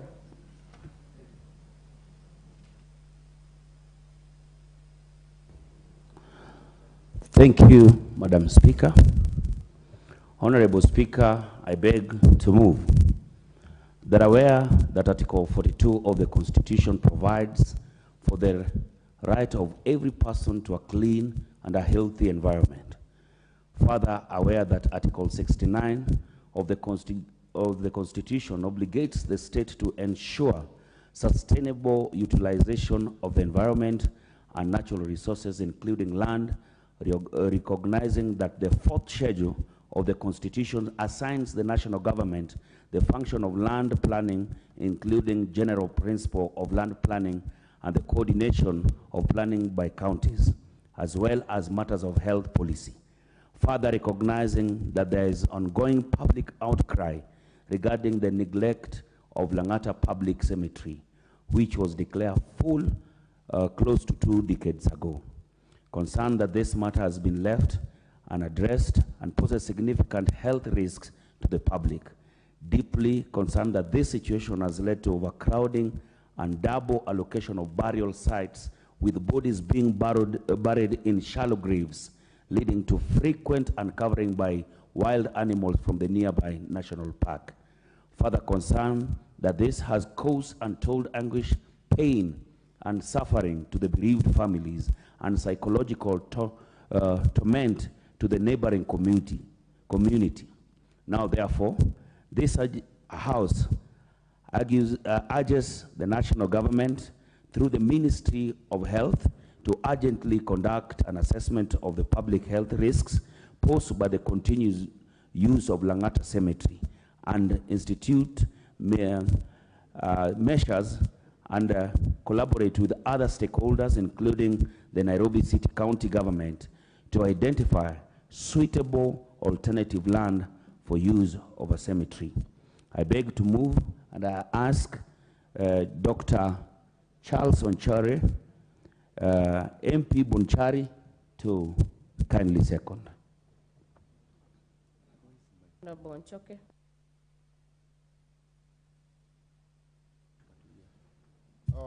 Thank you, Madam Speaker, and I rise to second this motion. Madam Speaker, we all need to be alive to the requirement or the need to take care of our dead. All over the country, you don't find any very well-maintained cemeteries, and that's something that needs to be looked into by government, very urgent, or 2 levels of government, so that our dead can have decent, respectful places where they rest in peace, so that they don't turn in their graves. Honorable Nchoke, for the record, just put up the microphone. Yeah. Thank you, Madam Speaker. So that our dead can rest in peace and bless us, instead of turning in their graves and cursing us. My experience with the Langata Cemetery, I had the privilege of working with the city council then, as then it was, and I'm very familiar with the Langata Cemetery. It's an old facility which was created before independence, and I think the projection was to take a small number of people, but now over the years, the number of people who have died who require that service are very many. Therefore, there's need to reassess its suitability so that it can be enhanced, or an alternative site is located or identified for purposes of taking care of our dead people. I mean, Madam Speaker, the way the world is moving is that we have decent cemeteries where the families of the deceased can go and visit and lay flowers at every anniversary and just have peace and have a communication with the loved ones who have since passed on. Madam Speaker, time is right. we can't argue this. We can't advance the argument any more than it's already been presented by the mover. I support the motion that we need an alternative site where we can lay our dead instead of Langata, which is not available at the moment. Thank you, Madam Speaker. Second the motion, Honorable Nchoke. I second the motion. I therefore propose that, aware that Article 42 of the Constitution provides for the right of every person to a clean and healthy environment, further aware that Article 69 of the Constitution obligates the state to ensure sustainable utilization of the environment and natural resources, including land, recognizing that the fourth schedule of the Constitution assigns to the national government the function of land planning, including the general principles of land planning and the coordination of the planning by counties, as well as matters of health policy, further recognizing that there is ongoing public outcry regarding the neglect of Langata Public Cemetery, which was declared full close to 2 decades ago, concerned that this matter has been left unaddressed and poses a significant health risks to the public, deeply concerned that this situation has led to overcrowding and double allocation of burial sites, with bodies being buried in shallow graves, leading to frequent uncovering by wild animals from the nearby national park, further concerned that this has caused untold anguish, pain, and suffering to the bereaved families and psychological torment to the neighboring community. Now, therefore, this House urges the national government, through the Ministry of Health, to urgently conduct an assessment of the public health risk posed by the continued use of Langata Cemetery and to institute mitigatory measures and collaborate with other stakeholders, including the Nairobi City County Government, to identify suitable alternative land for use as a cemetery.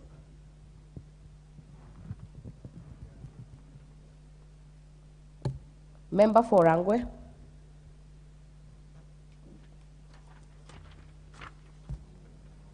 Thank you so much, Honorable Speaker. I rise to give and add my voice on this matter.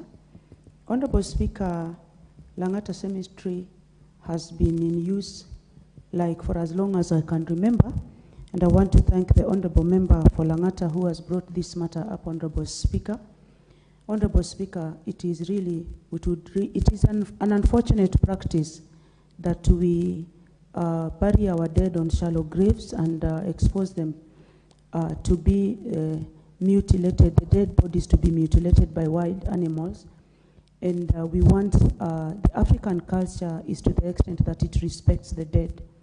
And Honorable Speaker, it is unfortunate that when we expect our dead to rest, they don't rest in their graves and their bodies are mutilated by wild animals, Honorable Speaker. It is an important motion that has been brought by the Honorable Member for Langata. And Honorable Speaker, I rise to support this and urge the government to get alternative burial site. That notwithstanding, Honorable Speaker, it is an environmental hazard because when we have bodies that decompose in the estates where people live, Honorable Speaker, it is a problem even to our children. It is a problem when we have stench of our own dead coming from the backyards where we live, Honorable Speaker. It is important, Honorable Speaker, that this matter is expedited as fast as it should, Honorable Speaker. Even without doing environmental assessment, we should have a cessation of taking more bodies to Langata, Honorable Speaker.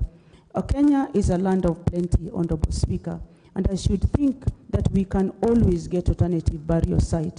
And better still, if we can get it and secure it, have it fenced and well taken care of, but somewhere outside the city. Honorable Speaker, it would be appropriate, it would allow our dead to rest in peace, but it would also allow members of the bereaved family to be able, Honorable Speaker, to visit their dead, Honorable Speaker. I rise, Honorable Speaker, also to say that it is important that we have more than one site. We only have Langata, But if we could even have as many as 10 burial sites to take care of our dead so that there is no congestion, Honorable Speaker, I think it would be a good thing for us to do, Honorable Speaker. We have enough land. It is just putting aside land for relevant use, Honorable Speaker. I thank you. Honorable Rindikiri Mugambi, member for Buri.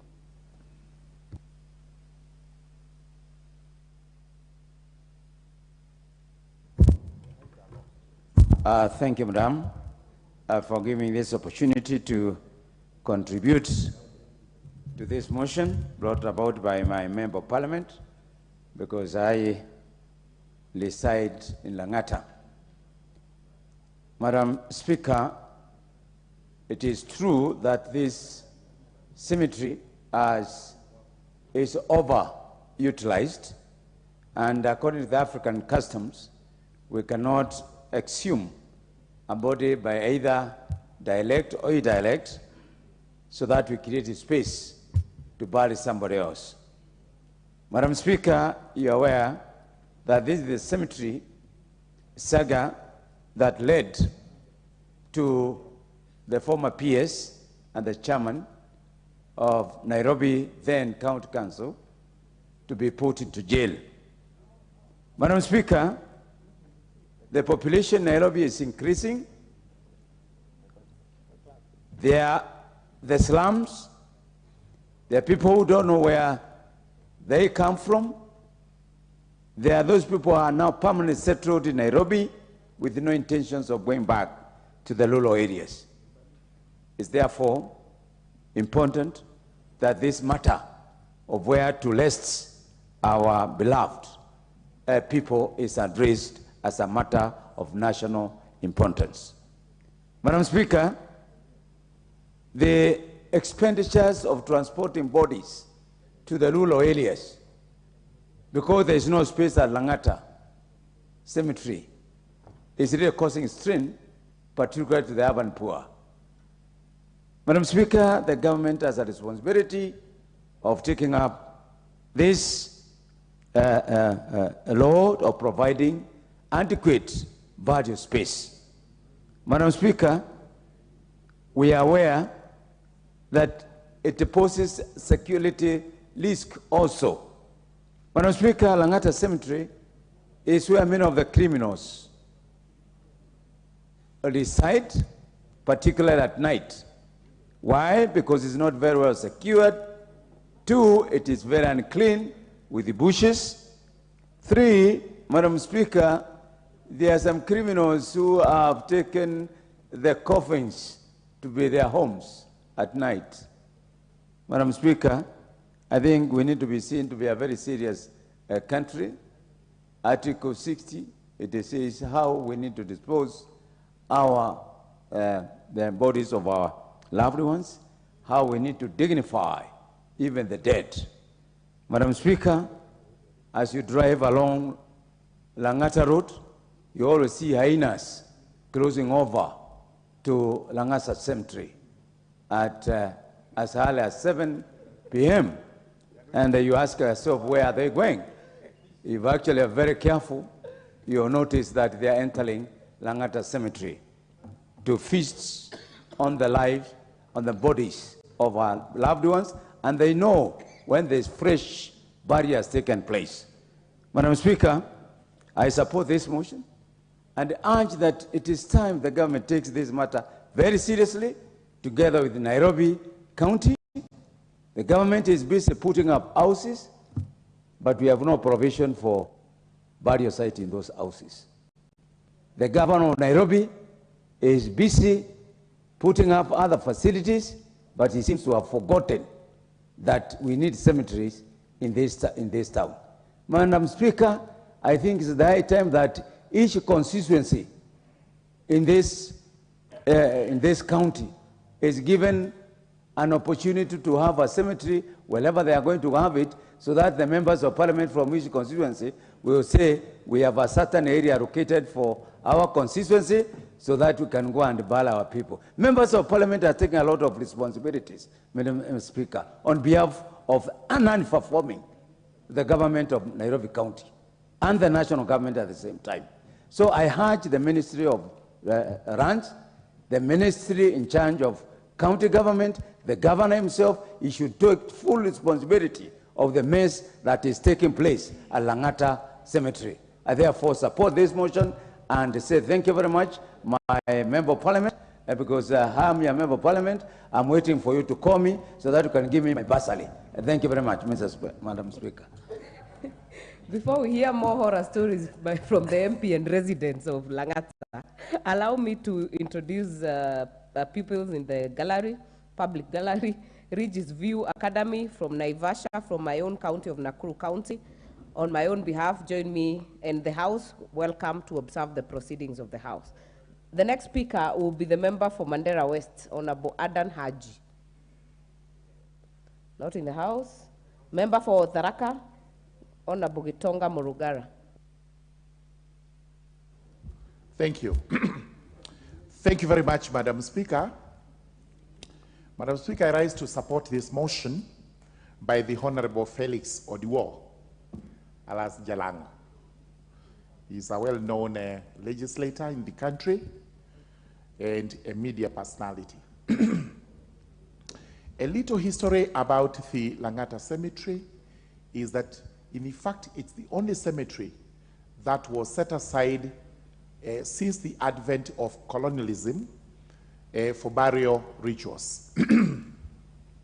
As you know very well, Africans were not burying their dead, and therefore it does not surprise many when we hear that hyenas are feasting on dead bodies, because that was the norm those days. Dead bodies were recipe for hyenas. If you carefully look at the Langata Cemetery, it was segregated as it were at that time. There was a section for the Europeans, a section for the Asians, and the Africans were given the far-flung corner where not many bodies were buried anyway those days. And the first to be overused was the European section, because Asians could cremate from time to time, while Europeans were actually burying their dead. Eventually, Africans were brought into the practice of burials, and because they were larger in number, it has now overstripped the size of the land available for those burials.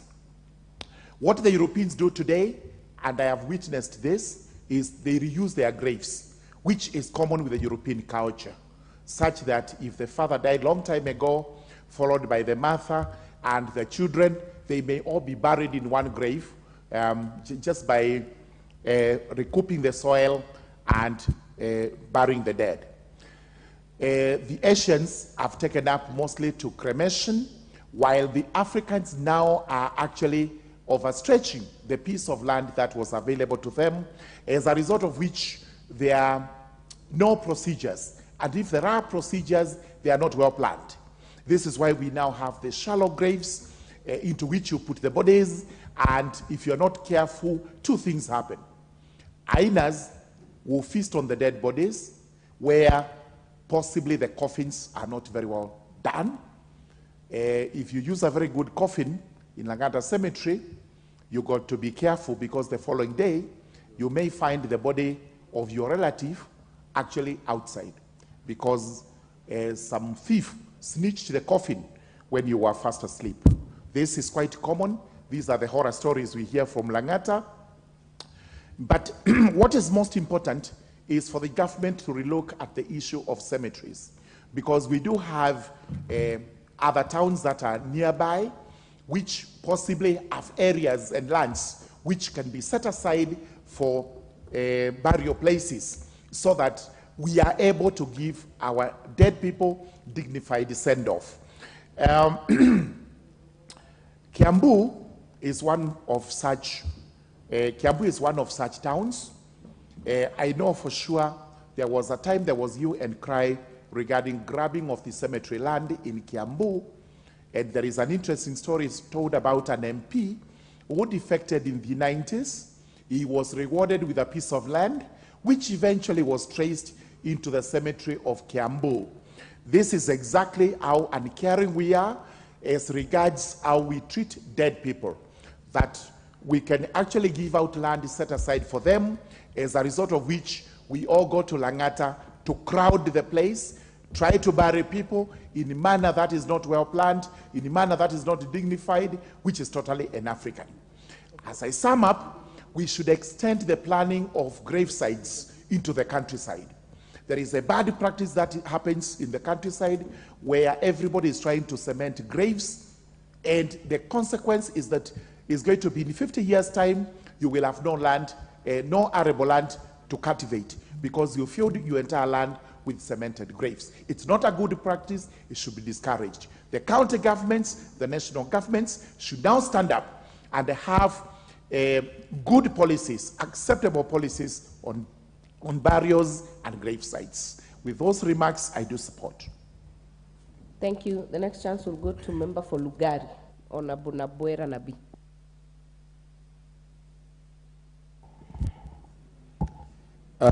Thank you, Madam Speaker. I raise to support the motion by the Honorable Member for Langata. And Madam Speaker, I want from the onset to state that the biggest danger that the ongoings at Langata Cemetery poses is a health hazard that can cause an epidemic never seen before in this country. As we are aware, the cemetery is within a vicinity of an informal settlement. As we are aware, the cemetery is next to an army barrack. As we are aware, most of the graves in that cemetery are already open. Madam Speaker, it is a national catastrophe awaiting to happen. We all know that the city of Nairobi has a problem of drainage, which means anytime we have a lot of rains, bodies are all washed into settlements, they are washed into the Nairobi, in the rivers, and therefore we are causing a health hazard to the populace of Nairobi. Madam Speaker, it is a requirement of World Bank. In fact, I'm worried that World Bank might stop funding the city of Nairobi under KUSIP arrangement. Why? Because one of the requirements is that a city or an urban center which they fund must have a proper cemetery. I would not want to define Langata Cemetery as a proper cemetery. Therefore, I'm calling upon the Ministry of Health to close Langata Cemetery and force Nairobi City government to allocate and identify another land and allocate for cemetery if they must continue accessing money under the KUSIP arrangement. Madam Speaker, I want to associate myself with my colleague in also urging that each constituency in Nairobi must have a cemetery of its own. Why? Because of the numbers, because of the population. Madam Speaker, I want to confirm to you that whereas I come from Western Kenya, I've been forced to carry bodies of people who die, who ordinarily, young kids who would ordinarily be buried in a cemetery. But because of a lack of a proper cemetery, they opt to go to carry the body to Western Kenya. Because they fear if the body is buried in Langata Cemetery, one, it may be washed away, it may be eaten by animals, they cannot come and do an annual ceremony as it is in our tradition. Madam Speaker, I will want to give you the most demeaning thing I went through, and this house went through. We lost one of us in this house who was a Muslim. And by nature of the Muslim culture, the burial was immediate. We were standing on bodies, on graves that we have gone to bury our. I mean, it was so demeaning for some of us. I'm calling upon Minister of Lands and Nairobi City Government to identify land and allocate, and therefore relocate the cemetery of Langata. And I'm calling on the Ministry of Health, under the Public Health Act, to declare Langata Cemetery a health hazard. Thank you, Madam Speaker. Thank you. The next chance will go to the member for Kilifi North, the Deputy Majority Leader. Honorable Speaker, thank you very much. And I want to congratulate my brother, Felix Odiwar, Papa Jalas, for bringing this motion.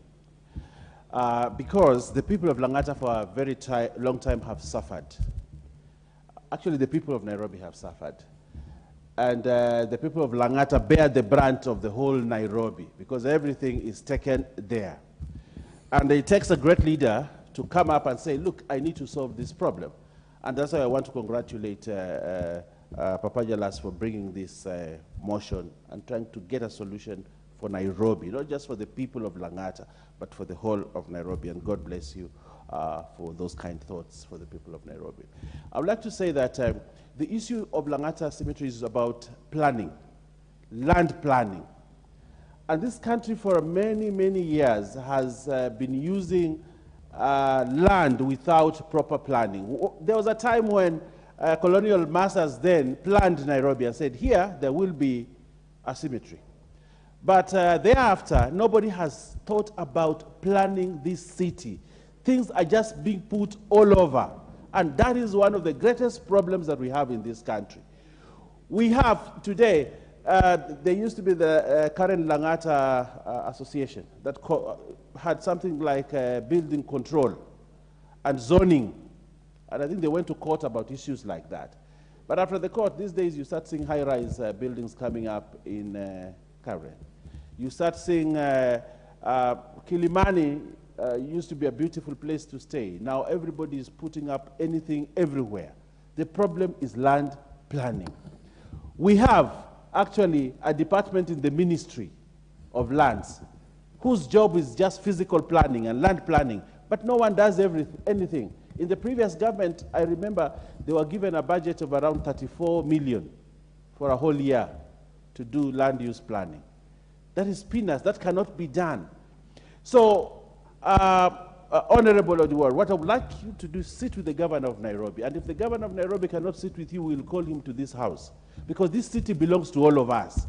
And planning for this city and ensuring that this city is properly governed is a responsibility of not just the people of Nairobi, but the whole of this country. To ensure that land use planning is done properly and ensure that people are given a decent burial. But the horror stories of Langata are well known. And I think we need to respect the dead. There are those who will have land of their own and bury people in their compound. There are those Kenyans who cannot afford to carry a body up country. They have to bury it here, but they don't have a place to bury. They have to exhume a body. But also I want to give you good news. If you cannot have a place to bury, we can create a place in Kilifi where bodies from Nairobi can be brought for burying. We have enough land, including the Shakahola area. We can give you enough land to do that. But I think this is an important motion, and I think the Honorable Tandaza, what is out of order? Thank you, Honorable Speaker. Is the majority leader in order to suggest that bodies, people dying in Nairobi, should be carried to Kilifi, and yet he knows very well he doesn't have land for such purposes, and knowing very well it will also create a lot of inconvenience for the people of Nairobi. Thank you, Madam Speaker. No, I'm trying to encourage domestic tourism also for the people of Kilifi. You know, there are many people who will come to Kilifi to do. But seriously, Honorable Speaker, I think this is a serious national issue. I think previous governments who did it in a dishonest way and we lost money, and people tried to buy land in Ukambani and things, you know. But I think this is one of the most honest attempts to ensure that we get another grave site for the people of Nairobi. So I want to thank you, Honorable, and I think I will ask you to sit down with the governor of Nairobi and ensure that the people of Nairobi get a decent send-off when they die. I thank you, Honorable Speaker. Member for Embakasi West, Honorable Mark. Thank you, Honorable Speaker. I rise to support this motion. In Nairobi, Honorable Speaker, I can tell you our population goes up to even 4 million, and even more at times, depending with the seasons.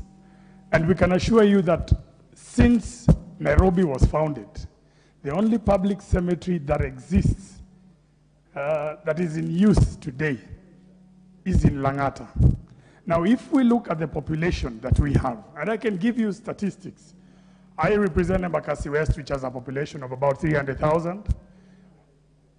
I'm aware of Embakasi North, which has about a similar number. Embakasi East, that carries 360,000. Same as Embakasi South, that has about 360,000. Embakasi Central, that has about another 300,000. Kasarani, that has 400,000. Roy Sambu, that has 300,000. All those people who have spoken of constituencies that are on the eastern side of this city, we all go to bury our dead. If we cannot take them up country, we all go to Langata. It is impossible. Those numbers are too high. Secondly, Honorable Speaker, we have land farther down towards the end of Nairobi, and we can cross even into the Ukambani area on that end. We who come from that end do not need to bury our dead in Langata. So it falls on us and this house in this time that we can sit and correct the mistakes that have happened for years and decades, that we have refused to plan for this city. Honorable Speaker, I'll be coming up on the next with a motion that will demonstrate how we have failed this city. The failure to plan for our city has led to uncontrolled planning, and that is why the same issue you're seeing in Langata, where you can go and bury somebody, we've been there and we've buried our friends, and you can see an open grave where you can see even the casket itself. That is the most degrading thing that we can do to our departed dead. So, Honorable Speaker, I think it is time. This motion is very timely, and this should not be a matter that should be taken for granted. Past government tried even to buy land. I remember there was, I don't know whether it was in Mavoko, but we were taken round in circles. As much as we say we want to leave this matter to the county of, to the county government of Nairobi, I do not think the county government of Nairobi can handle this matter. That's why I think it is the way the Honorable Jalango has decided to bring this matter to this house. It is important that we support him because Nairobi belongs to all of us. And this should be a matter that we as our government should be able to find land in our surrounding counties. We have Kajiado to the south, we have Machakos, we have Kiambu. Those are the counties that border us. It is important we liaise with them, and this can only be done through the national government. So we are able to find land in those counties and be able to bury our dead in those areas. So with that, Honorable Speaker, I think this motion by the Honorable Jalango is important, and I will support him that it is time that we close Langata Cemetery, but it is important that by the time we close it, because attempts have been there to, and they've tried to close it, but if we do not come up with a solution, we are left with no choice than to bury our dead in Langata. So, Honorable Speaker, I beg to support. Thank you. Thank you. Member for Kangundo, Honorable Fabian.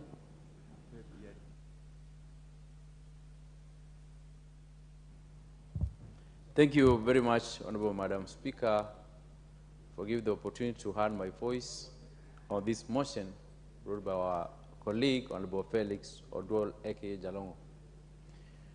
Honorable Madam Speaker, from onset, I support the motion. And the Greek philosophers note that the living must take care of the dead. If today we are living, we cannot take care of our brothers and our sisters who are dead. Who are we living for? What are we living for? If you see the scene, and before I continue, I want to send the word of condolences to the brothers and sisters who their parents are lying or their family members are laying in Langata. And may their soul rest in peace. If today you see the happening within the Langata cemetery, you cannot believe the space which is there. You cannot even believe when you go to bury, like one colleague has said, they went to bury their brothers, the other bodies, they are there. So immediately you finish putting your body, they remove it, they bring another one. And this is only caused by poor planning. The Nairobi count has not only failed through Langata cemetery.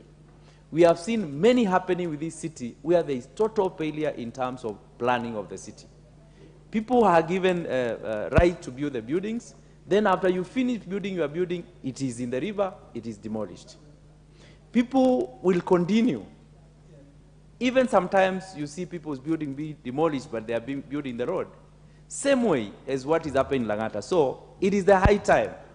Not only we are saying we move to the means of earth, it is the high time matters of the land, we put them to the national government rather to keep it to the county government of Nairobi. As we speak, Madam Speaker, we have a very huge disaster coming to Karen. This parliament purported to building a house of 32 floors in Karen. It is as all they approved by the county government of Nairobi. Then you ask them, what brain do you use when you approve some things? Karen is aviation center, that's why we don't have high buildings. Same way Langata has been gazetted as a disaster long time. As we pass there, it is very crazy. You see bodies. It is a body of a human being, not a body of a cow, not a body of a dog. It is lying in capital city of Kenya, openly daylight. And then you see also other people pushing their boat to go bury there. Then they continue to say that they have a planning department in Nairobi. I join my colleague by saying that the Langata cemetery should go to national government. And it's the high time this parliament, we set funds for respect of the dead. We set funds. We buy a land, not only one place, tackling the many corners of Nairobi, because death is within us and the death we are working with it. So we cannot say that the only option we have is Langata. So, Honorable Madam Speaker, I support and I say Nairobi City Council planning officers should be in jail for what they are doing to this city. Thank you very much, Madam Speaker. Thank you, Honorable Dorothy Kiara.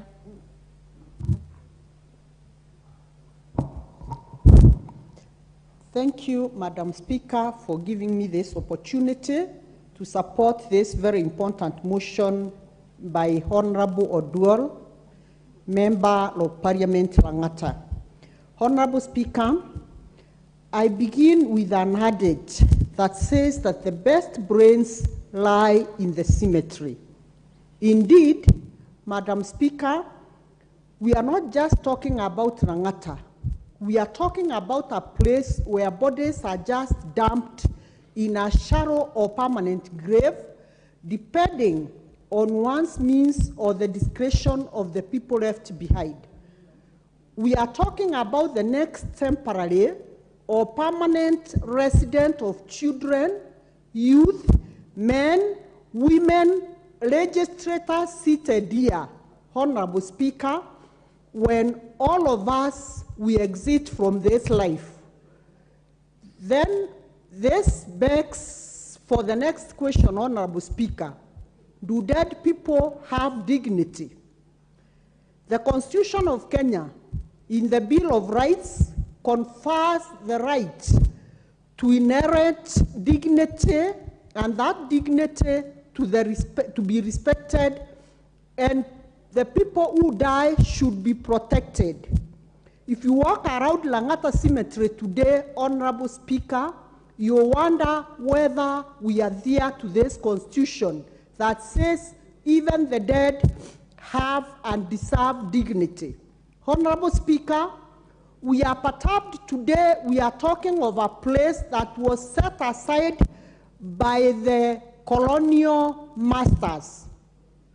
That means as a country, we should feel ashamed talking about Langata Cemetery very many years after independence.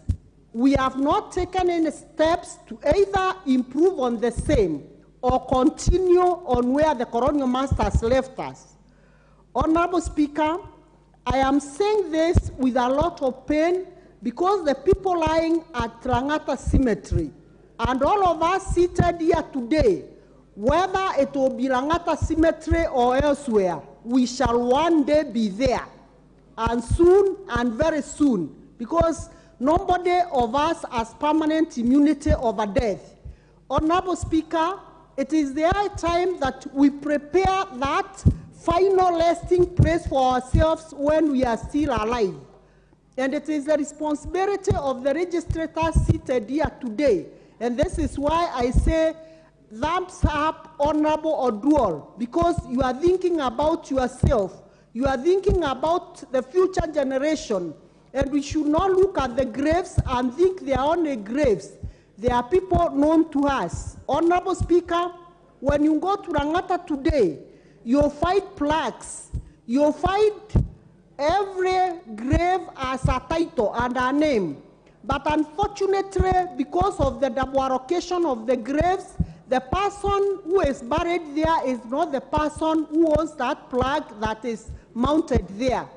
Honorable Speaker, I'm saying the county government of Nairobi is obligated to ensure that they take the immediate steps of improving that cemetery now, so that we don't talk about a place that there is nothing we can do about it, where else we have all the mechanisms that we can use to improve on that particular place. Honorable Speaker, we should also take cognizance of the fact that this place should be well taken care of in terms of this place should have toilets, this place should have places like wash areas, this place should have water points, the bushes must be cleared so that when people go there to check on their loved ones, they have a dignified place where they can go relax and have fine memories of the people who have been put there. Honorable Speaker, I'm saying the county government in the Constitution is also obligated to ensure that they set aside. Honorable Speaker, I can see my time is up, but I'm saying the county government also should set aside areas where people should be buried in dignity. Thank you, Honorable Dorothy. Your time is up. Member for Alego Usonga, Honorable Samuel Atandi. Thank you, Madam Speaker. Madam Speaker, this motion by Honorable Jalango is a very important motion. It is a fact that Langata Cemetery has reached its capacity. Also, it's a fact that the previous attempts have been made to try to create a new cemetery for Nairobi residents, such which was also highlighted by the MP for Buri, that Nairobi City Council, the defunct Nairobi City Council tried to actually buy land in Machakos County to support the cemetery activities for Nairobi residents. But it became scandalous. And I think EACC has been pursuing those people who are involved in that scandal. Madam Speaker, what I want to say is that it is time Kenyans, and in fact, it is time leaders need to urge Kenyans to pursue various other methods of burying the dead. This type of burying the dead, where ground burial of the dead is outdated. We need to think of other ways. And Madam Speaker, as leadership, we need to champion other methods. Because there's no reason why we have to, carry a casket from here to Suba or to Alego. What is the purpose of doing that? Let us, instead of actually urging, for, creating of more burial sites, let us think of other methods like cremation. Cremation now is very popular, Madam Speaker, and it is very easy. Personally, Madam Speaker, the fact that the Langata Cemetery is full, it's brought a lot of problems for some of us. who come from very traditional families, who represent constituents who are still very traditional, who believe that, you know, you must carry a casket from here to Siaya, and there are prayers overnight, and feasting. You know, it is very expensive, Madam Speaker, to bury somebody today, especially if that person is a Luo. You know, you have to, you know, budget. We do very huge budgets, Madam Speaker. It is unnecessary. So what we need to do, Madam Speaker, as leadership is let's champion other methods. And this is going to be very cost effective. Personally, Madam Speaker, I've told my family that if I die, I should be cremated. It is going to be very easy. There will be no expenses, etc. So, whereas we want to urge the Nairobi County and the government to look for other pieces of land for burials, personally, I think the option that we need to pursue is this other methods. It will be very good, cheap for us. And you know, environmentally, I don't know if it is even better for us to be burying or be, you know, cremating. We need to find out from some research if there's aunties in this house to tell us the impact of the impact on the environment these burials that have happened in Langata Cemetery. I think it has some environmental impact on us. So should we find that these graves are environmental hazards, I think we need to abandon it. And so, whereas I support the motion as presented by the Honorable Jalango, we need to think outside the box and pursue other methods of burial. Thank you, Madam Speaker. Thank you. Before we give the next member, allow me to recognize a delegation in the Speaker's Gallery, Machakos County University and Students Association from Machakos Town Constituency, Machakos County. On my own behalf, and as a product of student leadership, myself and many others in this house, allow me to welcome them to observe the proceedings of the house. The next member would be Honorable Farah Malim. Excuse me. Yeah. Speaker, thank you very much. It's very interesting to have a motion that discusses the state of our cemeteries in Nairobi. Whereas I appreciate the fact that we need to seriously respect the dead, the big question one needs to ask is that, is it the dead who are encroaching on the living, or is it the living who are encroaching on the dead? Honorable members, this place was planned very well by the colonialists. And in that planning, what's the problem? The time is up. Oh, go on. Order. This place was very well planned. But there has been very ambitious development in the city itself. This city has expanded to something like 10 times what it was at independence. And I don't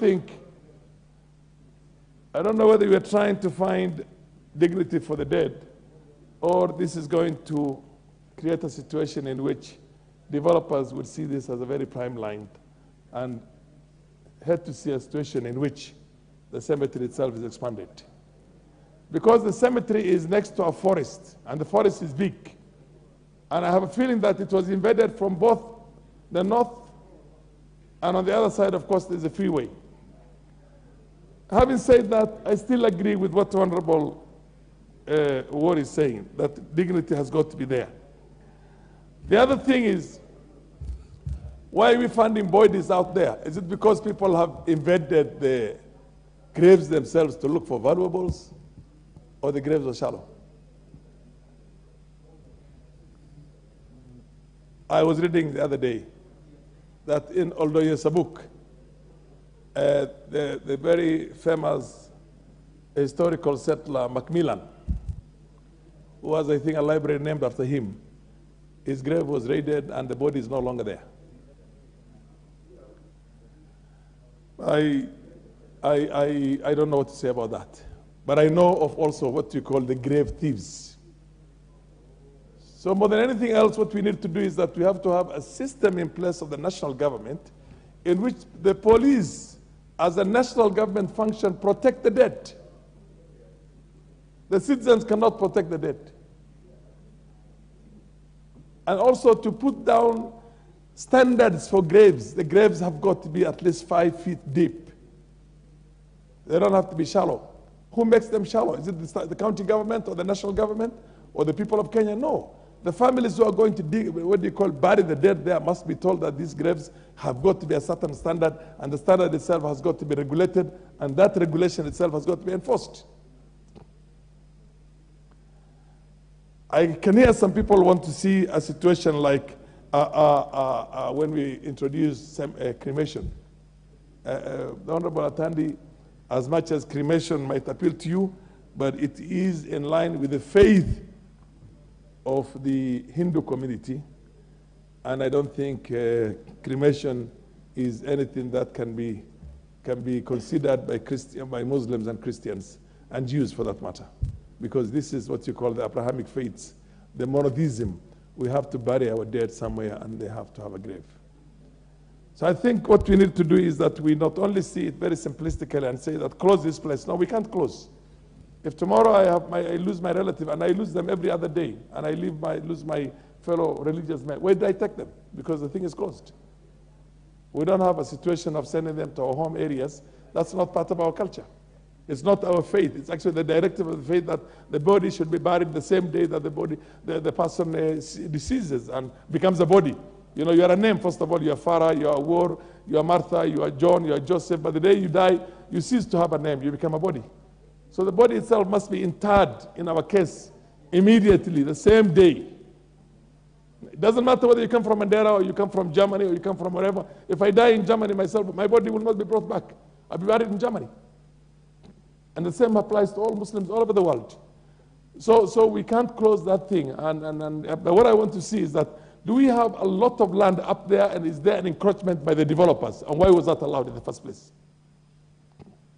Why were developers allowed to encroach on the land that was set aside for the cemeteries from the colonial time? Why can the county government and the national government create a dignity for that? One, by having standards, and two, by making sure that this thing is protected. There are always people out there moving in the cemeteries, protecting the cemeteries. We don't have to reinvent the wheel. In my opinion, it's not so very simplistic. I do agree with the fact that burying the dead in Kenya for my Christian brothers and sisters is a very expensive thing. And somehow we all basically and we sympathize and empathize and see the problems that families suffer. A family that does not have the bare minimum, 3 square meals. Your time is up. Honorable Ken Chonga.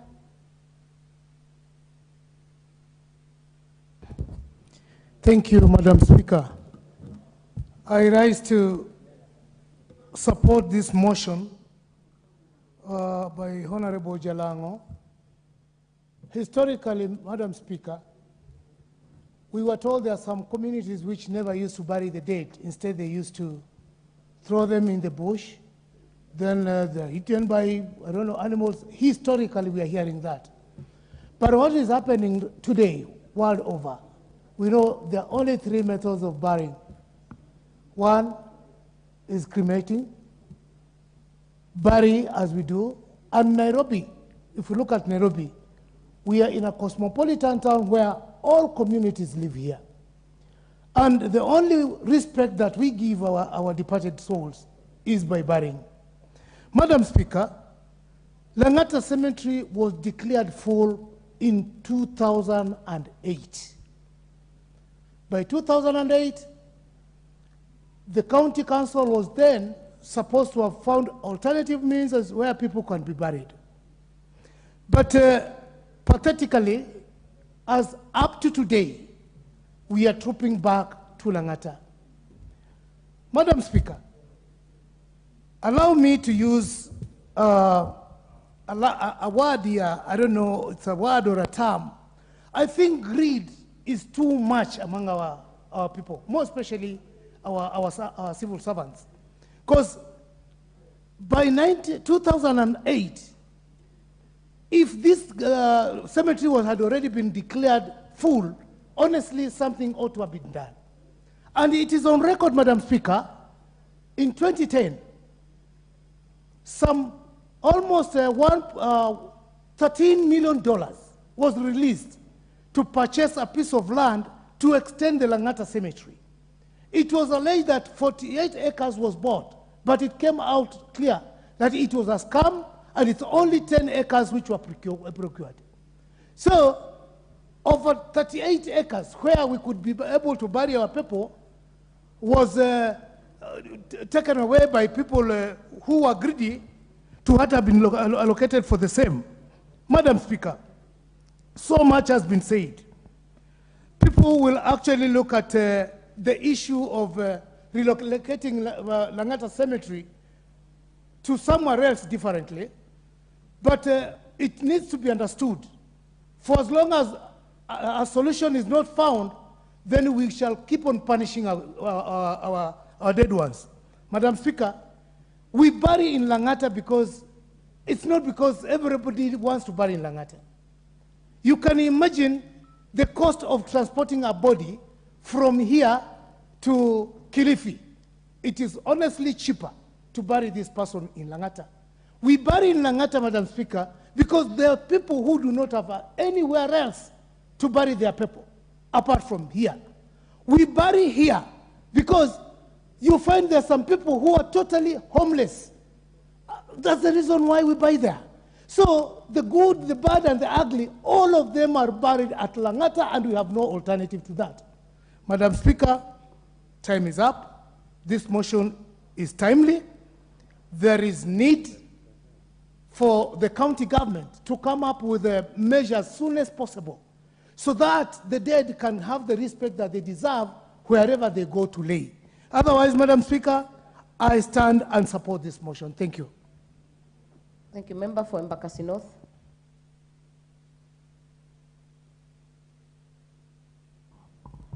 Thank you, Madam Speaker, for giving this opportunity also to contribute towards this motion.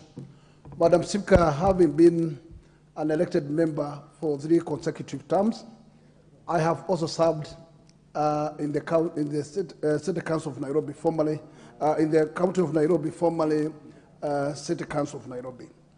And it is true, Madam Speaker, that back 2008, the City Council of Nairobi appropriated money to buy land for that particular purpose of gravesite.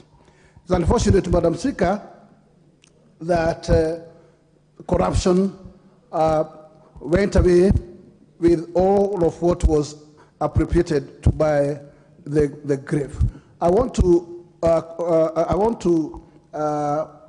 be part of the members who have alluded that there was a misuse of funds, but it is true that actually after buying or buying that particular Mafoko grave, Madam Speaker, what happened is that those who planned and those who want to assess that particular land, there is one factor that was not done well, and this is the quality of that particular soil, because that soil is cotton soil, and cotton soil cannot go away along with burial, because what you do is that during the rainy season, after rain, then that casket is brought out by those heavy water, and therefore the land became unsuitable for burial. In this case, it's a case that has been ongoing, and you remember very well, members, that the former clerk of the City Council of Nairobi find his death in a jail after the verdict made by the court of law after the hearing of that particular case. In this case, Madam Speaker, I want to allude that Nairobi is a totally cosmopolitan, and there are those people who are who belongs in the city. Those has no anywhere else they can call home. Those people, Madam Speaker, must be taken care of. because they are not those that we can say that they migrated from Muranga, or they migrated from Osonga, or they migrated from elsewhere. They found themselves here, and they call themselves Nairobians. Those people are very important, and they are the people that we do represent. And, Madam Speaker, it is... Honorable Kosing, you're totally out of order. You're totally out of order, and you know. Go to the bar and bow. Continue, Honorable Gakui. Thank you, Madam Speaker. Madam Speaker, it's a long overdue that up to date, we have Langata Cemetery as the only option for burial to our departed friends. This is, to me, a route that has taken ages, and we must come to a stop where the county council, the county of Nairobi, should take it as a priority, and as a priority and appropriate money for that particular aspect, and do enough research. At any other site that may find soil, they must first do enough research to know whether the soil is adequate for this particular purpose, so that we cannot find ourselves in the same scenario that we find ourselves in 2008. And if that is done, Madam Speaker, it will go along with arresting our friends on a dignity place. The way the Langata the cemetery is of today, Madam Speaker, it is totally ironical. You cannot even dare to know how the situation it is. But we have no choice, and I cannot stand here to advocate that we close it because we have no alternative. And as I have alluded there before, those members who call Nairobi their home have nowhere to bury their departed ones. And therefore, what I would ask is that both the national government and the county of Nairobi should hastily move on and make sure that actually there is already an alternative site where the RAD should be bought, and then we reserve for this particular purpose. And for that, Madam Speaker, I support. Thank you. Member for Kwanza, Honorable Ferdinand Wanyonyi.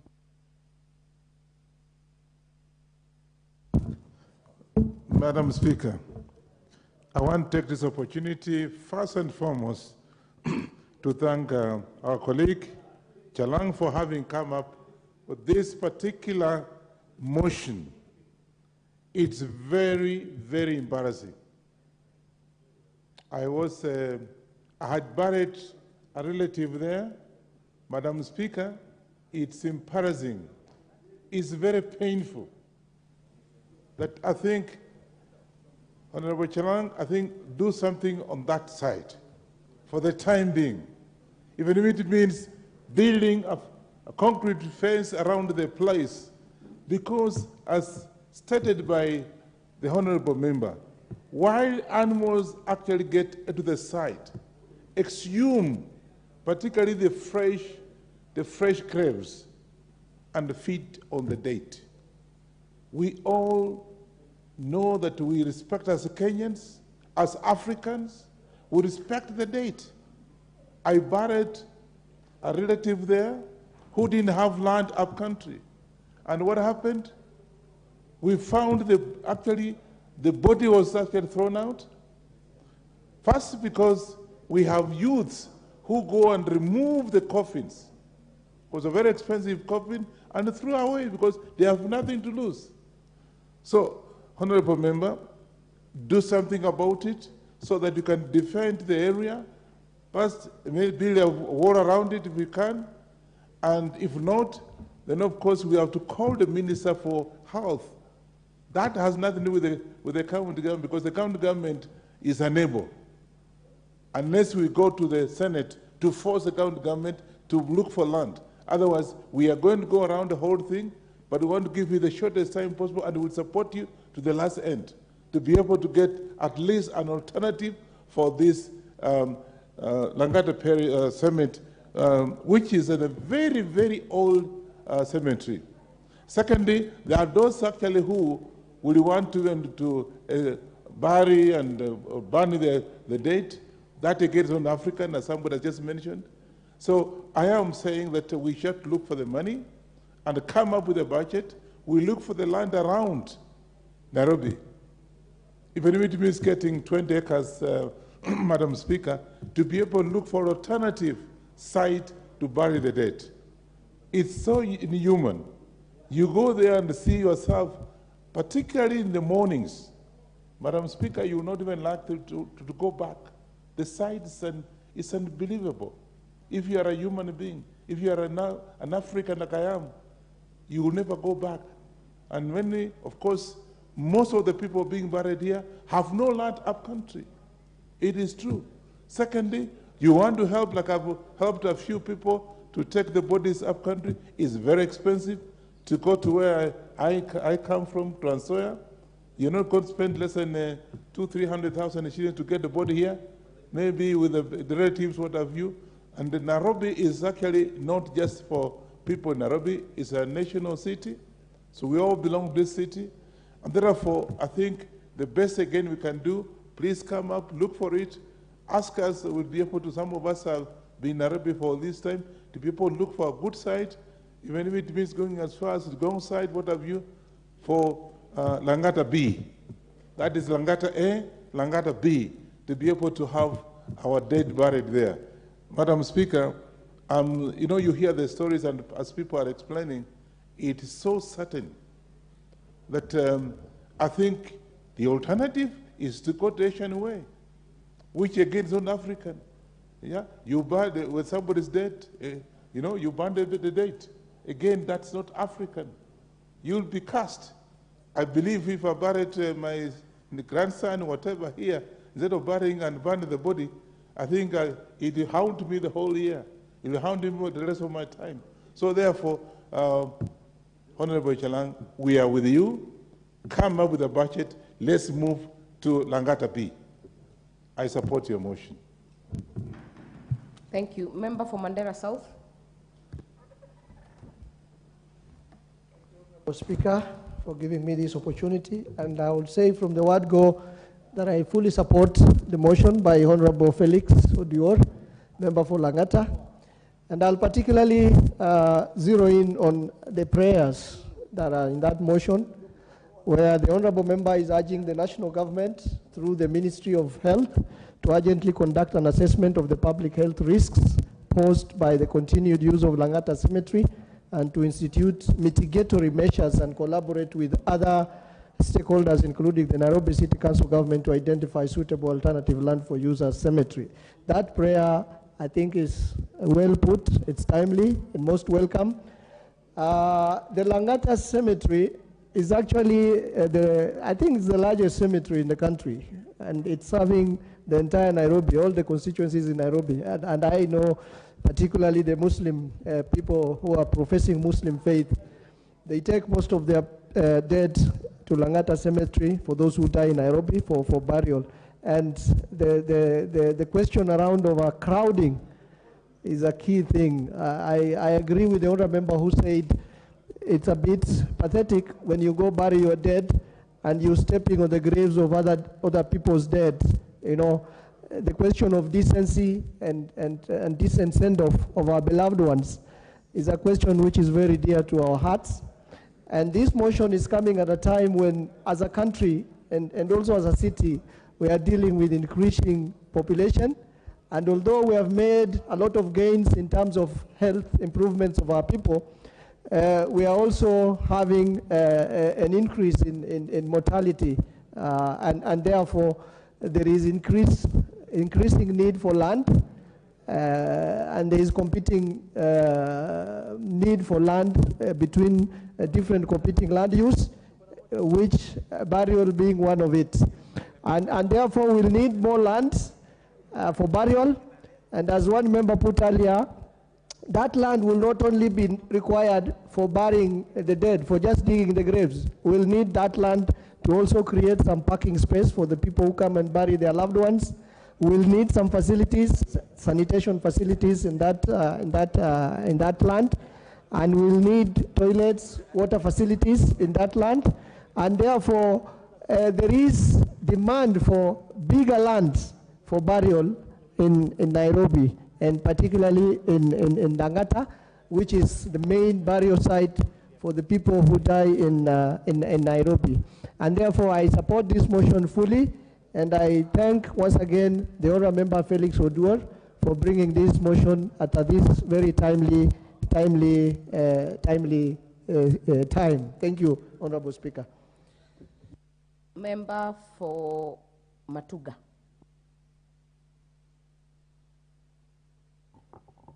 Asante Madam Speaker kwa kunipatia fursa hii kuchangia kwa huu mswada muhimu, kwa sababu sote tunajua tulioko hai, na haya ni maneno ya Mwenyezi Mungu kwa sisi Waislamu.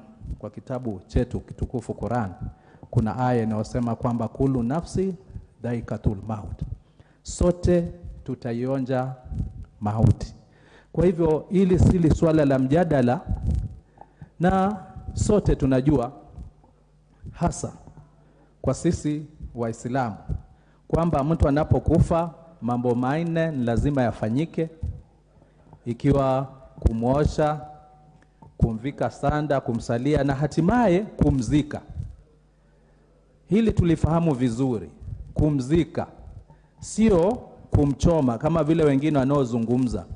Kwa sisi ambao tuna imani thabiti ya dini, na hii na imani ni sote Waislamu na Wakristo, tunajua ukifa ima utaenda peponi ama utaenda motoni. Sasa hata ikiwa mmoja ana imani kwamba yeye ni mtu wa motoni, sioni haja ya kwamba aanze kuchomwa akiwa hapa. Hili pia ni jambo jingine ambalo linashangaza. Pengine mwenyewe unajua moja kwa moja utaenda motoni, lakini unatuambia tuanze kukuchomea hapa hata kabla uende ukamwone kabla siku ya hukumu. Hili ni jambo la kushangaza na halipo katika imani ya dini zote ambazo huwa zinatumika. Pengine wenzetu wa Hindi ama wale wanaotaka kuchomwa labda tayari wao hawaamini kwamba kuna njia nyingine isipokuwa tu kubaki motoni. Lakini kwa Mkristo na Muislamu hili ni jambo ambalo haliingia akilini. Kwa hivyo kuzika ni lazima. Lang'ata na imani wakati ilipoanzishwa haikuanzishwa kwa watu wa Lang'ata. Ilianzishwa wakati huo ikiwa Nairobi, na imani ilikuwa na watu wachache. Mwaka wa 58 Nairobi ilikuwa na watu wachache, na imani ilipowekwa pale iliwekwa ikiwa pia ilikuwa mbali na mji, haikuwa katikati ya mji kama vile ilivyo. Iliwekwa pale sio kwamba ilikuwa ni constituency ya Lang'ata mwaka 58. Iliwekwa kama sehemu ikiwa mbali na mji na wa Nairobi wote. Kwa hivyo Mheshimiwa mbunge mwenzetu Jalango, ni jambo la kuhuzunisha kuona kwamba sehemu yake kubwa pia inatumika kwa wafu ambao moja kwa moja hawamsaidii kupiga kura. Wale walioko pale hawamsaidii, lakini kama watu wanavyochangia ni kwamba bado aendelee kupelekewa watu kuzikwa sehemu ile, na labda kuona ni vipi atasaidiwa. Mimi maoni yangu ni kwamba Nairobi hii, kila eneo bunge, kwa sababu Kenya hakuna mahali ambapo si eneo bunge, kila eneo bunge wakati county government ikianza kufikiria swala hili iweze kutengewa mahali kwake kwa kuzika watu, kwa sababu watu watazikwa.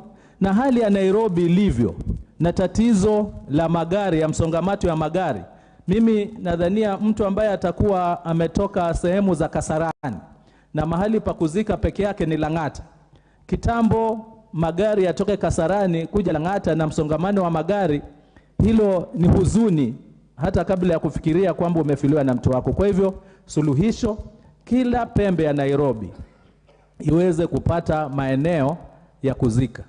Na hili pia isitoe nafasi kwa serikali ya ugatuzi ya Nairobi kama ilivyotokea wakati ule, kwamba sasa wao wamepata nafasi ya kupata mchongo pale ndani, kwa sababu tunajua ikiwa ni kuzika wafu unahitaji ardhi ambayo inafaa. Sielewi kwa nini wakati ule waliweza kununua shamba la mawe, ni kama ambapo ilikuwa watu wa Nairobi wanataka ujenzi wawe na mawe mengi, na ili hali ilikuwa ni sehemu ya kuzika watu. Kwa hivyo hili pia isiwe itakuwa imetoa nafasi ya kununua sehemu ambazo moja kwa moja tunajua kwamba hazitafaa, na ili hali tunajua kwamba Lang'ata ni mahali ambapo saa hizi kuweze kufungwa, kuweze kuhifadhiwa, na ile sehemu kama ipo uwezekano kitaalam uweze ufanywa marekebisho, watu waweze kuishi, watu wa Lang'ata waweze kuongezeka, watu wa Lang'ata waweze kuishi kwa hadhi ambayo itafaa. Mheshimiwa Spika, ninaunga mkono hoja hii. Asante kwa kunipa nafasi. Thank you. Member for Kirinyaga Central. Thank you, Mr. Speaker, for giving me this opportunity. I want to be on record supporting my brother, Mheshimiwa Jalango, for this timely motion. Mr. Speaker, where we come from, we normally say that death is an appointment that you cannot avoid. And Mr. Speaker, since I was born, I've never heard of anybody trying to plan and prepare for their death apart from the late Honorable Martin Shikuku, where he had even prepared his graveyard. Mr. Speaker, before I joined politics, was 2008, I remember there is a case that the former PS by the name Sam Kirui and others like John Gaku were jailed for 3 years for a certain cemetery of a misappropriation of 283 million, something like that. Mr. Speaker, I think it is the duty of this House to make a follow-up, because now that you are jailed for 3 years, and I remember John Gaku, the man, the town clerk who had planted a lot of trees around Nairobi, died in prison. What happened to the money, or what happened to that piece of land?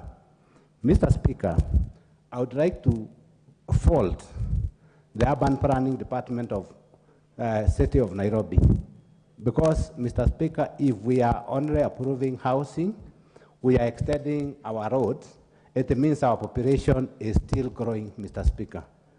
My question is, why aren't we planning for the dead? Because we need to give them dignities, Mr. Speaker. I was a victim. We were laying somebody very close to me in Lang'ata Cemetery.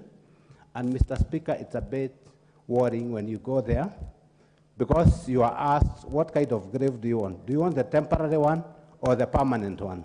The temporary one is where they can bury today, and you don't have any control. Mr. Speaker, because of what my brother Jarang was talked about, like a double allocation of graveyards, if you take a dead person to Lang'ata and you bury them with a good coffin, Mr. Speaker, it is normally stored before the close of the day. Mr. Speaker, I want to say that this is something that we need to follow up, so that, because Nairobi belongs to all of us, even if we come from rural constituencies, because we don't plan when we'll die, and anything can happen, and we're in the same Lang'ata, Mr. Speaker. I also want to echo the sentiments of our colleagues, Mr. Speaker, who have indicated that every constituency should have at least a cemetery and they can bury the dead. From where I come, Mr. Speaker, we have about 25 colonial villages. All these colonial villages do not have anywhere for cemetery, Mr. Speaker. So if we were to segment per each constituency to have a common cemetery, Mr. Speaker, I think we'll be sorting out this problem, and I will urge my brother Jarang, Honorable Jarango, that because of bringing this time motion, he should sit with the governor of Nairobi. They see how they can have a chat and talk about it. And because of bringing this motion, Mr. Jarango, as much as I'm not the appointing authority, I would say that your sins have been forgiven and do not be called for those things in ODM. I support it. Honorable Jalango, don't be fooled. He doesn't speak for the ODM. Member for Super South. Thank you very much, Honorable Speaker, for the opportunity to add my voice to this motion. I was actually supposed to second it, but I was delayed somewhere, so my apologies to Mheshimiwa Jalango. Something always captures my mind when it comes to deaths and the way we as Africans relate to it. I think there's a lot of mystique or mysticism associated with death, yet I see it simply as a natural biological process. But we tend to get into a certain state of mind when we experience death that even our rationality may become questionable. But on the economic side, I think the poor get to be the most affected when we suffer death. If you attend a rich man's funeral, it may be elegant, but if you look at the expenses involved, they tend to be very manageable, as opposed to a poor man's funeral, which tends to be very expensive. With respect to this particular motion, I think it is timely and we should support it. Though I also understand that the issue of managing cemeteries is a devolved function. But I think for Nairobi, being the capital city and being the pace setter, this House should take a keen interest, and the national government as well, and see how to support Nairobi County government in getting additional land for a proper cemetery. Cemeteries, if you go to a lot of cities, just are not burial sites. Some of them are tourist attractions, actually. Yeah. In many, many countries, you go and you find cemeteries where heroes are buried, where famous people are buried. If you go to Arlington National Cemetery in US, a lot of tourists visit it to see the grounds where the Kennedy family and the rest of other people are buried. They also serve as national archives and family memorials, but also historical sites. Mr. Speaker, I would also like to encourage the population, all of us, that we begin to think differently about burials. My community, the Luo Nation, I've recently been informed, spends about 20 billion a year on funerals, both on transportation and food and the rest of it. I don't know whether that is sustainable. Lawyers probably spend more. But 20 billion a year on funerals is quite an expense. I think we should discourage individual home-based burials, where you have separate burials because of the present land titling system that we have, and instead encourage homesteads to have cemeteries within the homesteads as opposed to individual burial sites. I think it is also important that we encourage probably the administrative units, be they sub-locations or locations, or even churches, to have burial grounds for members who live around there. And for Nairobi City County government, I think they should also consider, when they have a new burial site, a new cemetery, when they acquire new land for new cemetery, they should consider licensing multi-storied tombs. If you go to Louisiana, in New Orleans, in the United States, you will find tombs Zagorofa, multi-storied. So the newly dead are put in coffins at the lower levels. After a while, there's a cleaning process of the bones. They are packed, they are put to the next level, like that, like that.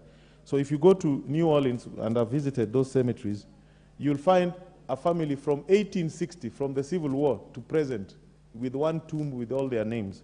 I think we should consider that. And I think we should also encourage the devolved units, including Nairobi City Council, Nairobi City, county government, to consider licensing entrepreneurs to establish private cemeteries. And finally, let me encourage the general population to consider alternative methods of disposing of the dead bodies. Cremation, donating our bodies to science, and those other methods that will make this thing affordable to everybody. Thank you, Honorable Speaker. I support the motion. Thank you. I'm not able to see the member for Mandera West. The member for Kitui East. Where do they go? The member for Marakwet West.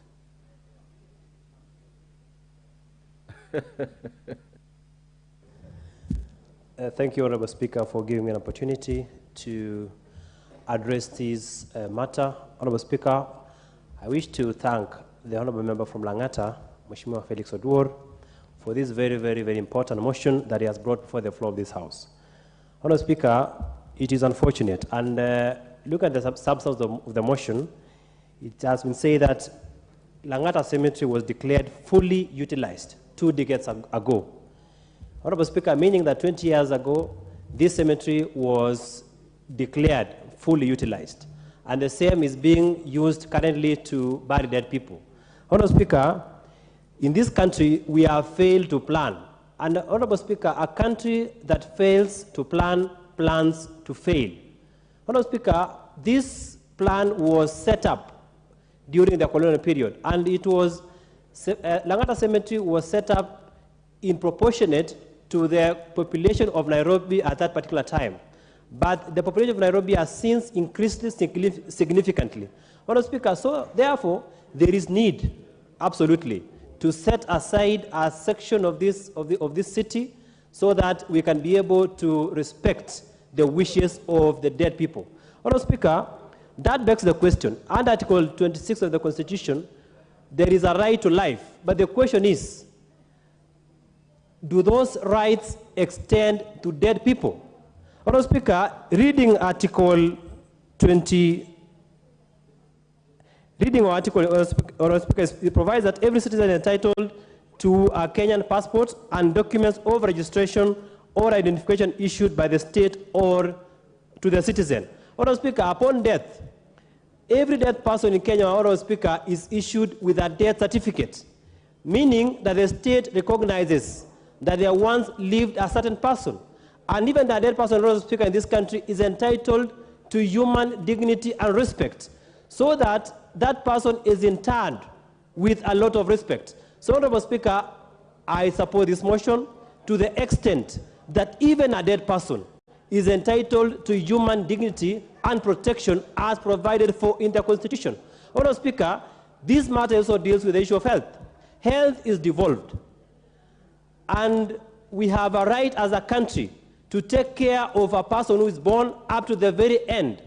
Honorable Speaker, I know that a dead person in this country is not entitled to inherit property, but is entitled to equal protection of law, even upon death. Honorable Speaker, I call upon the county governments. The county governments in this country are independent.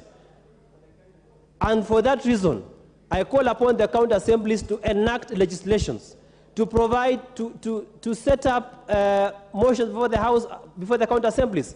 Honorable Speaker, I call upon the county governments, the county assemblies, to pass House resolutions so that it becomes mandatory for them to set up cemeteries. Honorable Speaker, this matter raised by Honorable Jalango here, Honorable Felix Oduor, is a representation of what is happening in the entire country. In Eldoret, we have a cemetery known as Kiplombe.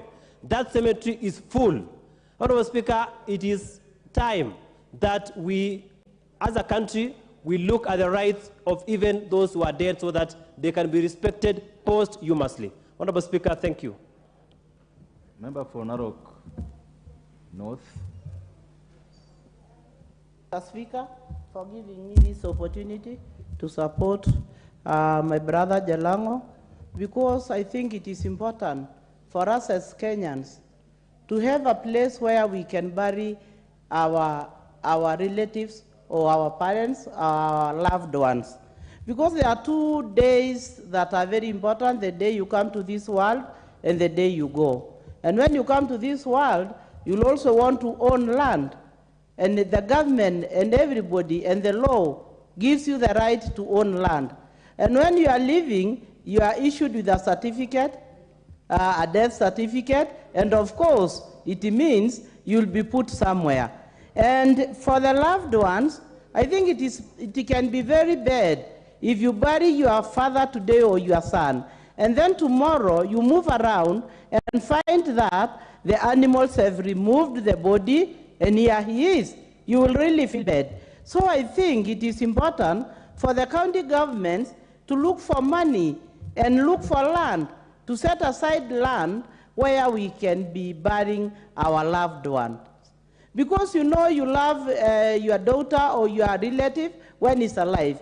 But after he has died, he turns to be something else. You cannot stay with that person in your house. And even if you stay with him, for how long are you going to be with him? And again, some cultures cannot allow you to say that the body will be burned, because you will never forget your loved ones. Because if you don't belong to the churches or the beliefs of burning somebody after death, then you will want to give your people or your relatives or your loved ones a decent burial. For that reason, I support my brother in saying that we need to set aside land that we can be burying people. Because there are few people who have land to bury their own people. It's only maybe in rural areas, like where I come from, we still have land. But when you go to the towns, there are so many people who are in towns, and even in Narok North, we will soon not have a place to bury our people. So I think it has come at the right time, and there is need, and it is important that the county governments set aside money and look for land that we can be burying our loved ones. Thank you, Chair. Thank you. Honourable members, the time allotted for this motion is spent. I would therefore now call upon the mover to reply. Thank you. Thank you so much, Mr. Speaker, and also want to thank every single member that has contributed to this motion. And before we close down, let me donate to Honorable Tim Wanyonyi, member of Westlands, because ako hapa Nairobi, is from here Nairobi, and understand this issue. Then we'll have... The Honorable Koda, you have 5 minutes, so you tell us how much you're giving to Honorable Wanyonyi. 2 minutes, 1 minute to Wangwe, then that's it. And Caleb too. Tafadhali. And Caleb Amisi. that means that when they finish, you won't say a thing yourself. Because I'll have 1 minute left. You won't have any. Go ahead, Honorable Wanyonyi.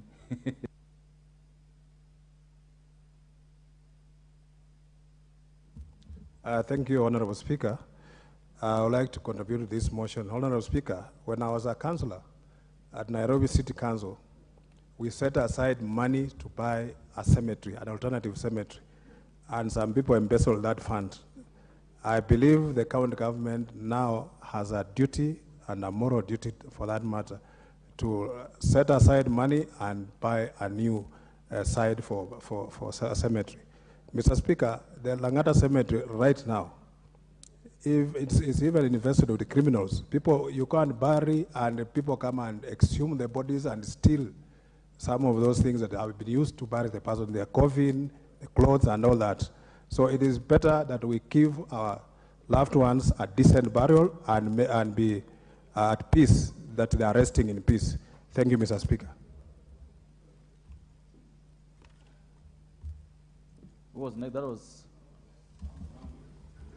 Thank you, Honorable Speaker. Honorable Speaker, I want to salute my colleague, the Honorable Jalas, for these wonderful thoughts. It's good to think for those who cannot think for themselves, those who cannot say a voice for themselves. Honorable Duor, that was great that you thought wise on behalf of those people who could not speak as lying as dead. Therefore, Honorable Speaker, why am I supporting this bill, this motion? It's because, Honorable Speaker, when you are dead, you cannot talk, but you have a right, Honorable Speaker, within the provisions of the Constitution, that your life has to be, your immortal status has to be protected. Therefore, Honorable Speaker, many a times abuse of the dead should not be contained. And Honorable Speaker, it will be good that we think and invest on behalf of those who cannot be heard, those who cannot say anything. And in any case, Honorable Speaker, those who might have spent the money wrongly at that time when the budgets were done should now come out very clearly and say, this is the route to go. Because after all of us are just on the same journey like those who have left. Honorable Hamisi.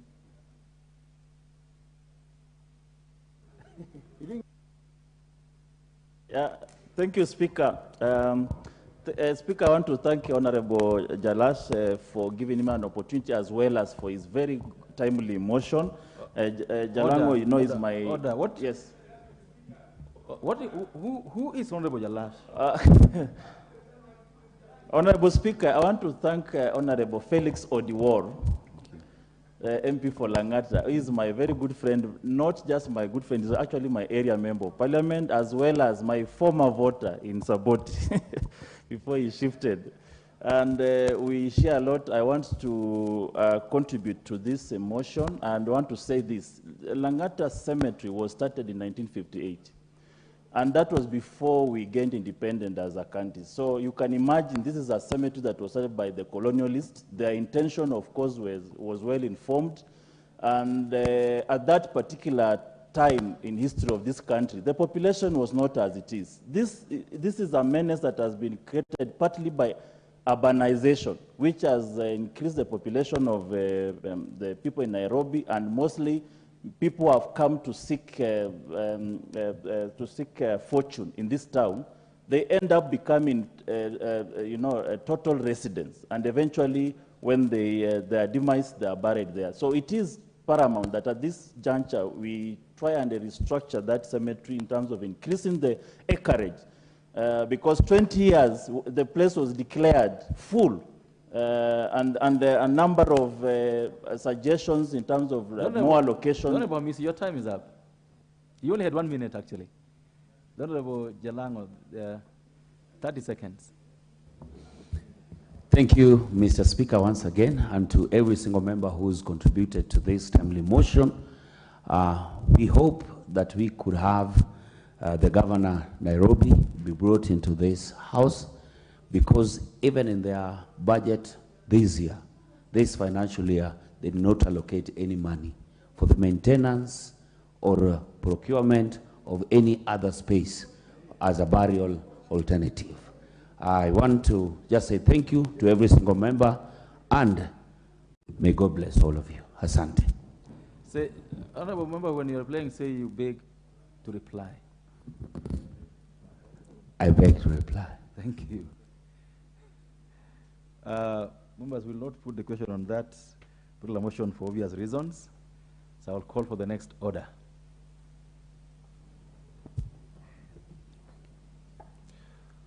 Order number 12, motion. Development and implementation of a program for voluntary regularization of land occupied by squatters for a prescribed period. Honorable Mark Mwenje.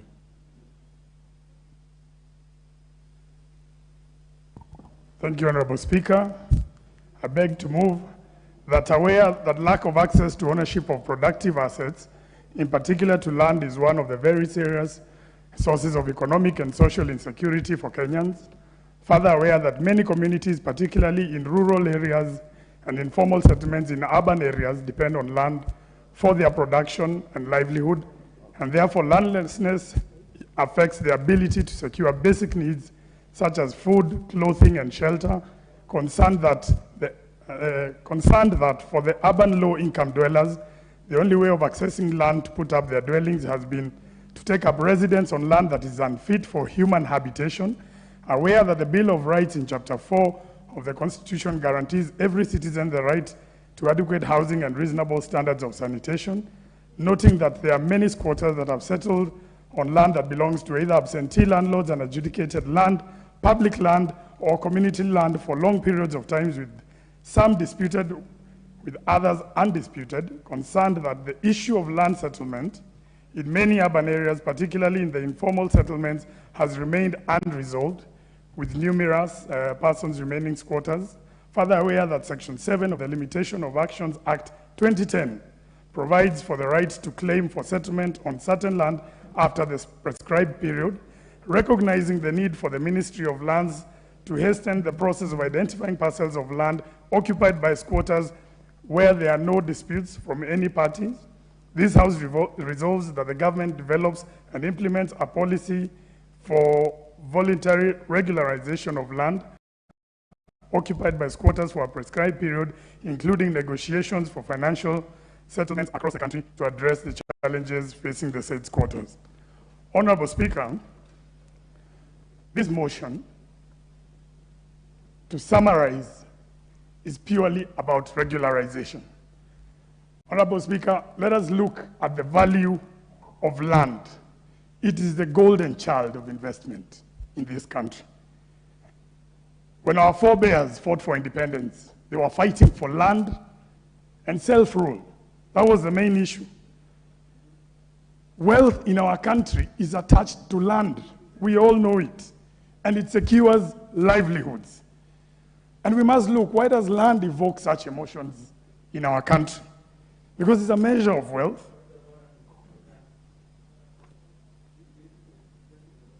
I'm presenting the motion, Honorable Speaker. I wonder why, don't know. Honorable Ndikiri, what's out of order? The motion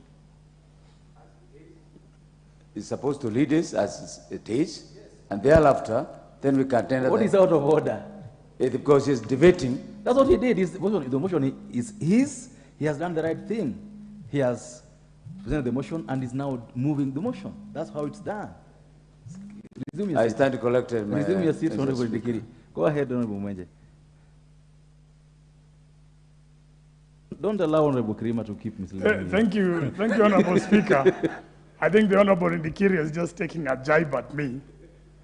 And I'm just presenting the motion into context to allow for debate. It can't be allowed to bully you at all. Honorable Speaker, land it's a cures. It's all about food security. It causes conflicts between communities. It gives communities identity. And for us as Africans, land is all about personhood and giving us our full humanity as an African. Honorable Speaker, allow me to just note some points from the National Land Policy of 2009, a document that has been brought before this House, that it provides that the National Land Policy is supposed to guide the country towards efficient, sustainable, and equitable use of land for prosperity and posterity. The overall objective of the land policy is to secure rights over land and provide sustainable growth, investment, reduction of property. Those are the issues that have been highlighted in this policy, Honorable Speaker. And all citizens must have the opportunity to occupy land, to do economically viable projects on this land.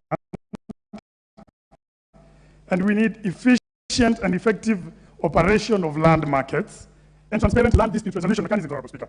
Honorable Speaker, the issue of informal settlements, the national policy states, and I quote, the essence of informal or spontaneous or squatter settlements is the absence of security and tenure of planning, Honorable Speaker. This same land policy, in order to address the challenges of informal settlement, has said we take an inventory of the genuine squatters, determine the land occupied by these squatters, establish appropriate mechanisms for removal of squatters and their subsequent resettlement, planning for land and finding that is found to be suitable for human settlement, ensure that informal settlement is developed in an orderly manner. Honorable Speaker, I want to emphasize on the three next points under this national land policy. Facilitate negotiation between private owners and squatters in cases of squatter settlements found on private land. Another point under the national land policy is facilitate the regularization of existing squatter settlements found on public and community land for purposes of upgrading development. And another key one, establish a legal framework and procedures for transferring unutilized land belonging to absentee landowners to squatters and people living in informal settlements. Honorable Speaker, this motion, I brought it because 40% of land is unadjudicated. The government hasn't come up with a regularization plan. And sometime, Honorable Speaker, I hope to bring a bill that will substantively deal with this issue, Honorable Speaker. There are over 1 million who are residing on land that either belongs to absentee landlords or unadjudicated land, public land, or community land. It is also worth noting that there are settlements where the occupants and the owners of the title have ongoing disputes, and there is room for negotiation to discuss some of these matters, Honorable Speaker. There are court orders that cannot be implemented. You cannot evict some of these people. They've stayed there for years. The demolitions that have been done have been inhumane.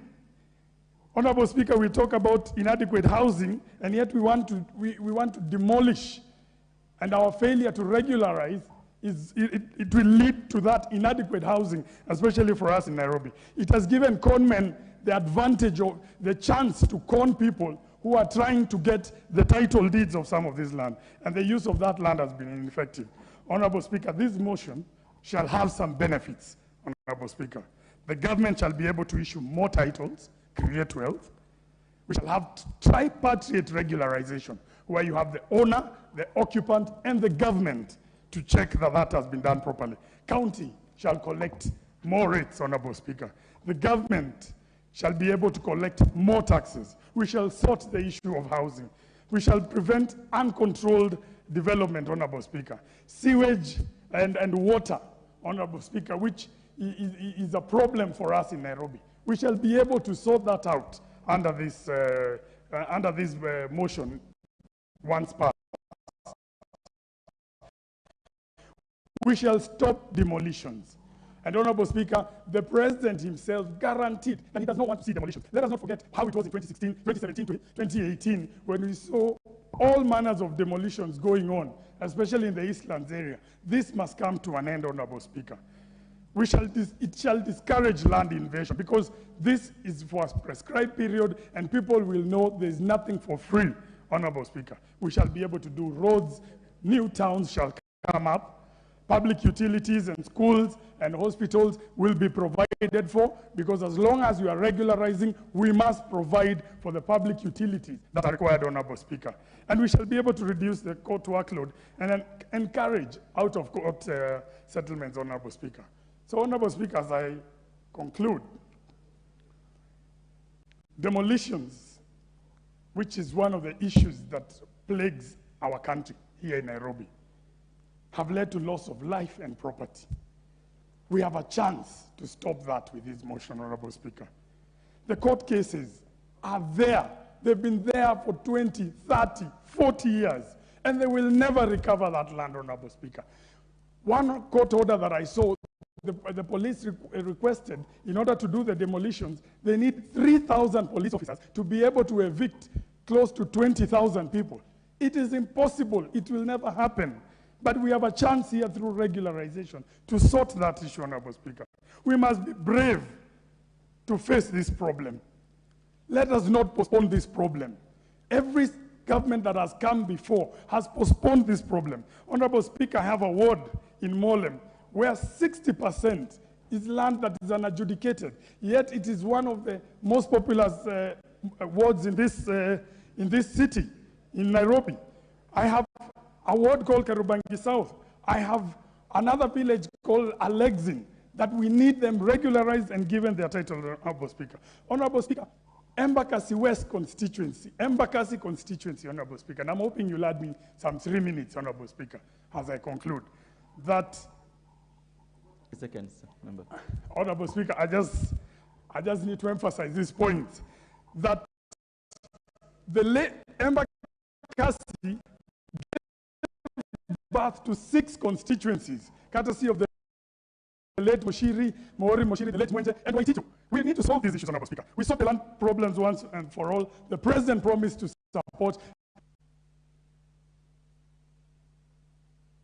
Can conclude.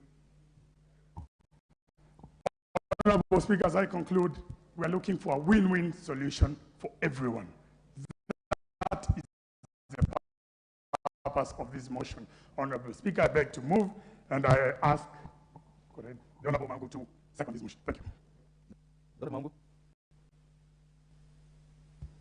Thank you so much, Mr. Speaker, for the opportunity that I have this morning to second this all-important motion on land in this country, Mr. Speaker.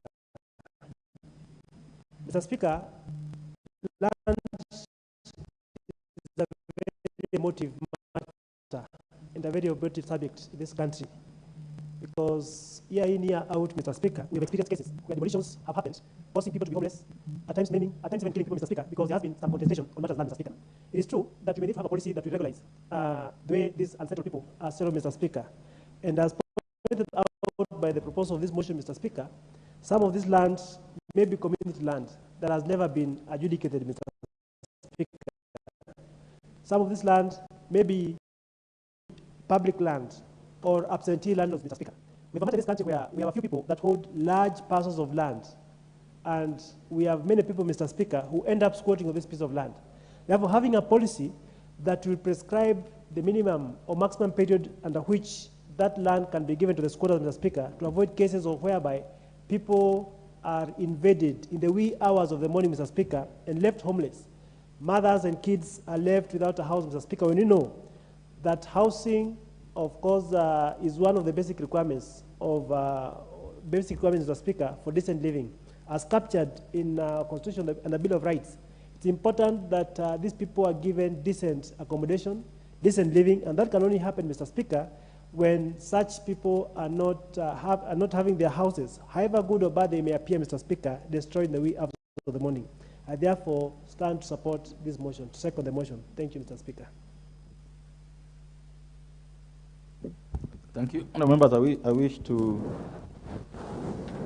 then propose the motion for the development and implementation of a program for voluntary regularization of land occupied by squatters for a prescribed period. That aware that lack of access to ownership of productive assets, in particular to land, is one of the very serious sources of economic and social insecurity for Kenyans. Order. Further aware that many communities, particularly in rural income dwellers, the only way of accessing land to put up their dwellings has been to take up residence on land that is unfit for human habitation. Aware that the Bill of Rights in Chapter 4 of the Constitution guarantees every citizen the right to adequate housing and reasonable terms of sanitation. Noting that there are very many squatters who have settled on land that belongs to either absentee landlords, unadjudicated land, public land, or community land for long periods of time, with some disputed while others are undisputed. Concerned that the issue of land settlement in many urban areas, particularly in the informal settlements, has remained unresolved, with numerous persons remaining squatters. Further aware that Section 7 of the Limitation of Actions Act 2010 provides for the right to claim for settlement on certain land after the prescribed period, recognizing the need for the Ministry of Lands to hasten the process of identifying parcels of land occupied by squatters where there are no disputes for any party or parties. This House resolves that the government develops and implements a policy for voluntary regularization of land occupied by squatters for a prescribed period of time, including negotiations for financial settlements across the country to address the challenges facing the said squatters. The first person to have at this cherry would be the Honorable Member for Central Limenti.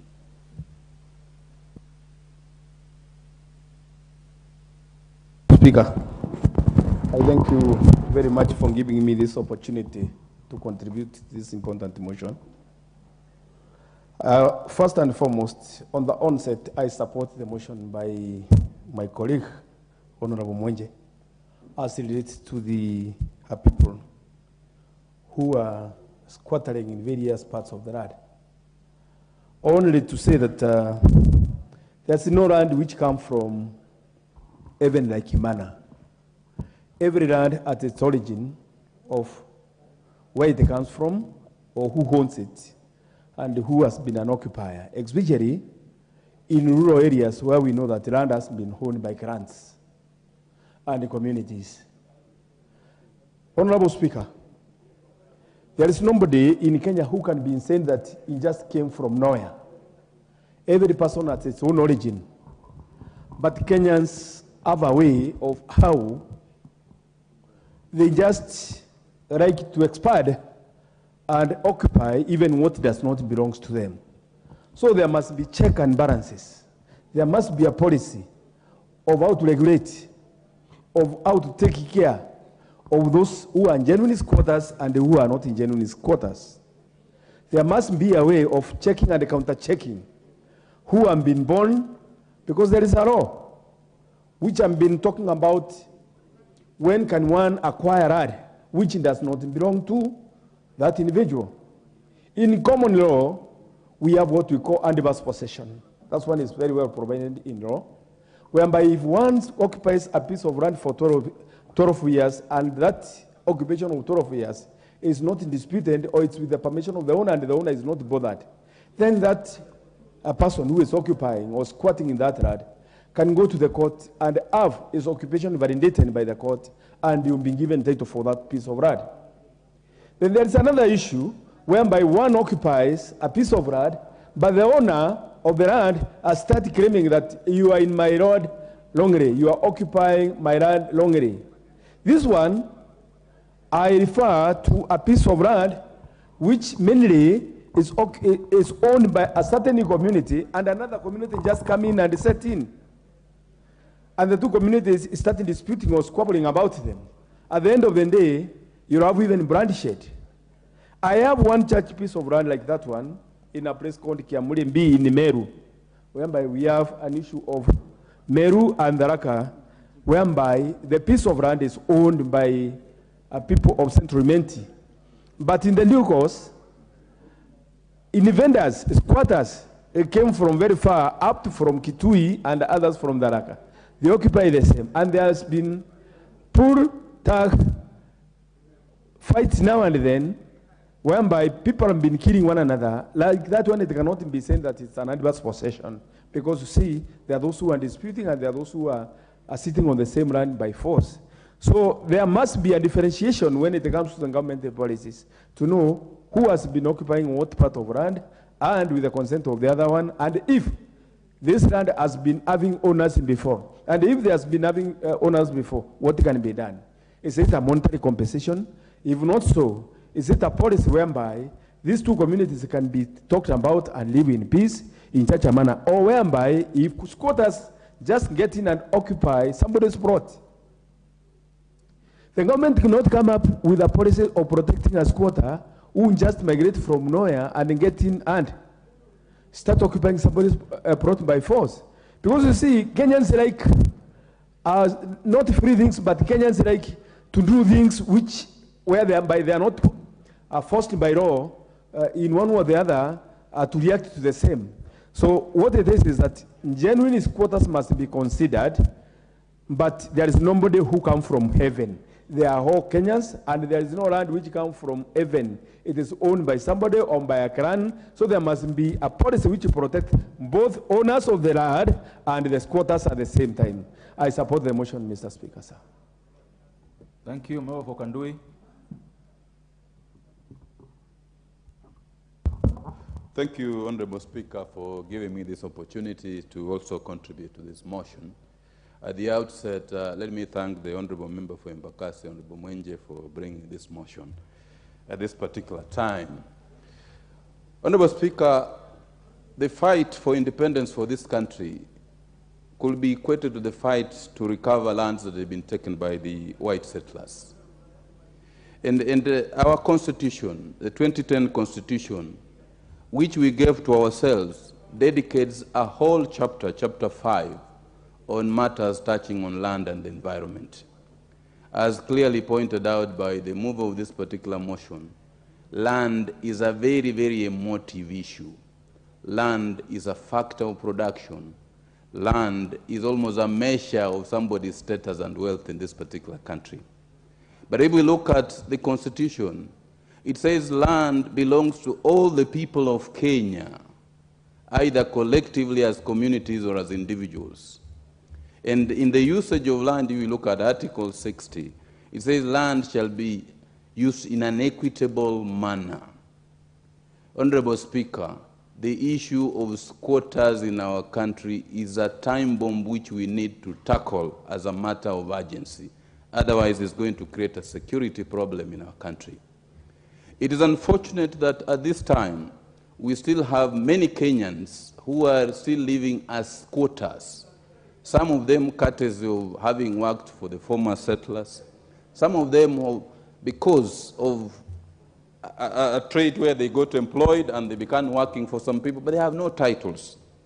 You will come across many people in this country who have stayed on parcels of land for close to around 80 years, but they have no titles to that particular land. They are literally squatters. If we move to around the country, the Constitution creates the environment and land codes. You move to those codes and find those codes are clogged up with many cases where people are claiming titles to land. you find out there are too many cases. You'll find out people have ended up being killed because of these disputes over titles to land. Our land registers have not been very, very fast in generating up titles to enable people get titles. So it is important at this time, as posted by the mover of this particular motion, that we develop a comprehensive policy. I know, Honorable Speaker, if you move to the courts, there is the concept of adverse possession, where somebody, if he has stayed on a parcel of land for a period of more than 12 years, peacefully, without any interruption from any other person, is entitled to claim that particular land. But you see, the process which we have now is that that person has still to go to court, even after having stayed on that parcel of land for 12 years, without any interruption from anybody. He is forced to incur that expense of going back to the court so that the court can be able to declare that right. Honorable Speaker, it is my view that it is high time that once the prescriptive rights have accrued, the concept of adverse possession has accrued, that person ought to technically get that particular without the necessity of having to move to court for the court to specifically declare that. Honorable Speaker, I support this motion that we need to revisit our land laws to have a comprehensive regime so that we can actually be able to settle Kenyans who are staying on parcels of land as squatters in their own country. I support this motion by the Honorable Mark Mwenje and hope it will see the light of day. Thank you, Mr. Speaker. Thank you. Honorable members, join me to welcome pupils from Suswa Lerai School, Narok East in Narok County, and students from Mamtaz Academy, Matuga in Kwale County. They're welcome to follow our proceedings this morning and afternoon. This chance got the member for Lugari. Member, let me just say this. If you approach the chair and you are next online, I will not give you a chance. Just keep your seat. I follow the list so that we're able to get everyone else speaking based on the time they logged in. Thank you. Thank you, Mr. Speaker. I want to add my voice to this motion by Honorable Mwenje. And first, I want to thank Honorable Mwenje that indeed in this country we have a group of Kenyans whom we have dehumanized by calling them squatters in their own country. Over 54 years after independence, Speaker, we have land that is not being put to economic use simply because we have a group of Kenyans who are holding land hostage. And yet, as we are today, we are having a problem of food security. We are having a problem of people in urban centers not being able to make a living because they don't know whether that land belongs to them or not. I'll give you an example, Mr. Speaker. In Eldoret, in Langas area, land measuring over 1,000 acres being occupied by people. They have not been able to use it economically simply because they have not been regularized. Simply because they do not have titles of that land. And therefore, even if they want to develop that land, even if they want to approach a bank, to approach a financial institution, they cannot. And therefore, they have been rendered economically useless as citizens of this country. Mr. Speaker, I come from a constituency where 34,000 families live on a land that since 1992, when that land was given to them by President Moi, they have not been able to regularize it. They are being called squatters. Anytime a madman may wake up and decide that that land belongs to Mwenje or belongs to Nabi, he can chase them out. And yet, they are Kenyans.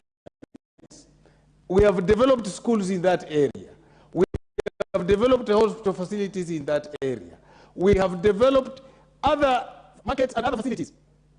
I was disturbed last week. Wanted to develop a very big market, but he could not do it because the land has no title. He could not do it because the county government could not allocate land that does not have papers. I therefore, Mr. Speaker, request this House that we cannot just stop at this motion. We must come up with a time frame within which all these kind of people who are settling on land that has not been regularized, it must be regularized. We must also go further, Mr. Speaker, and define regulations and rules to this House that will be adopted, that will lead the Ministry of Land to regularize this land. I therefore support the motion. Thank you, Mr. Speaker. Thank you. Member for Likoni.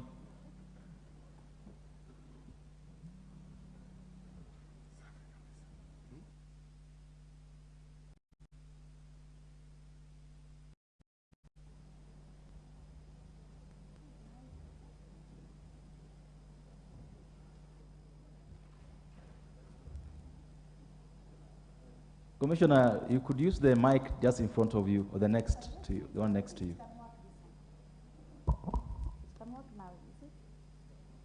I don't remember, use the one next to you. Mheshimiwa Spika,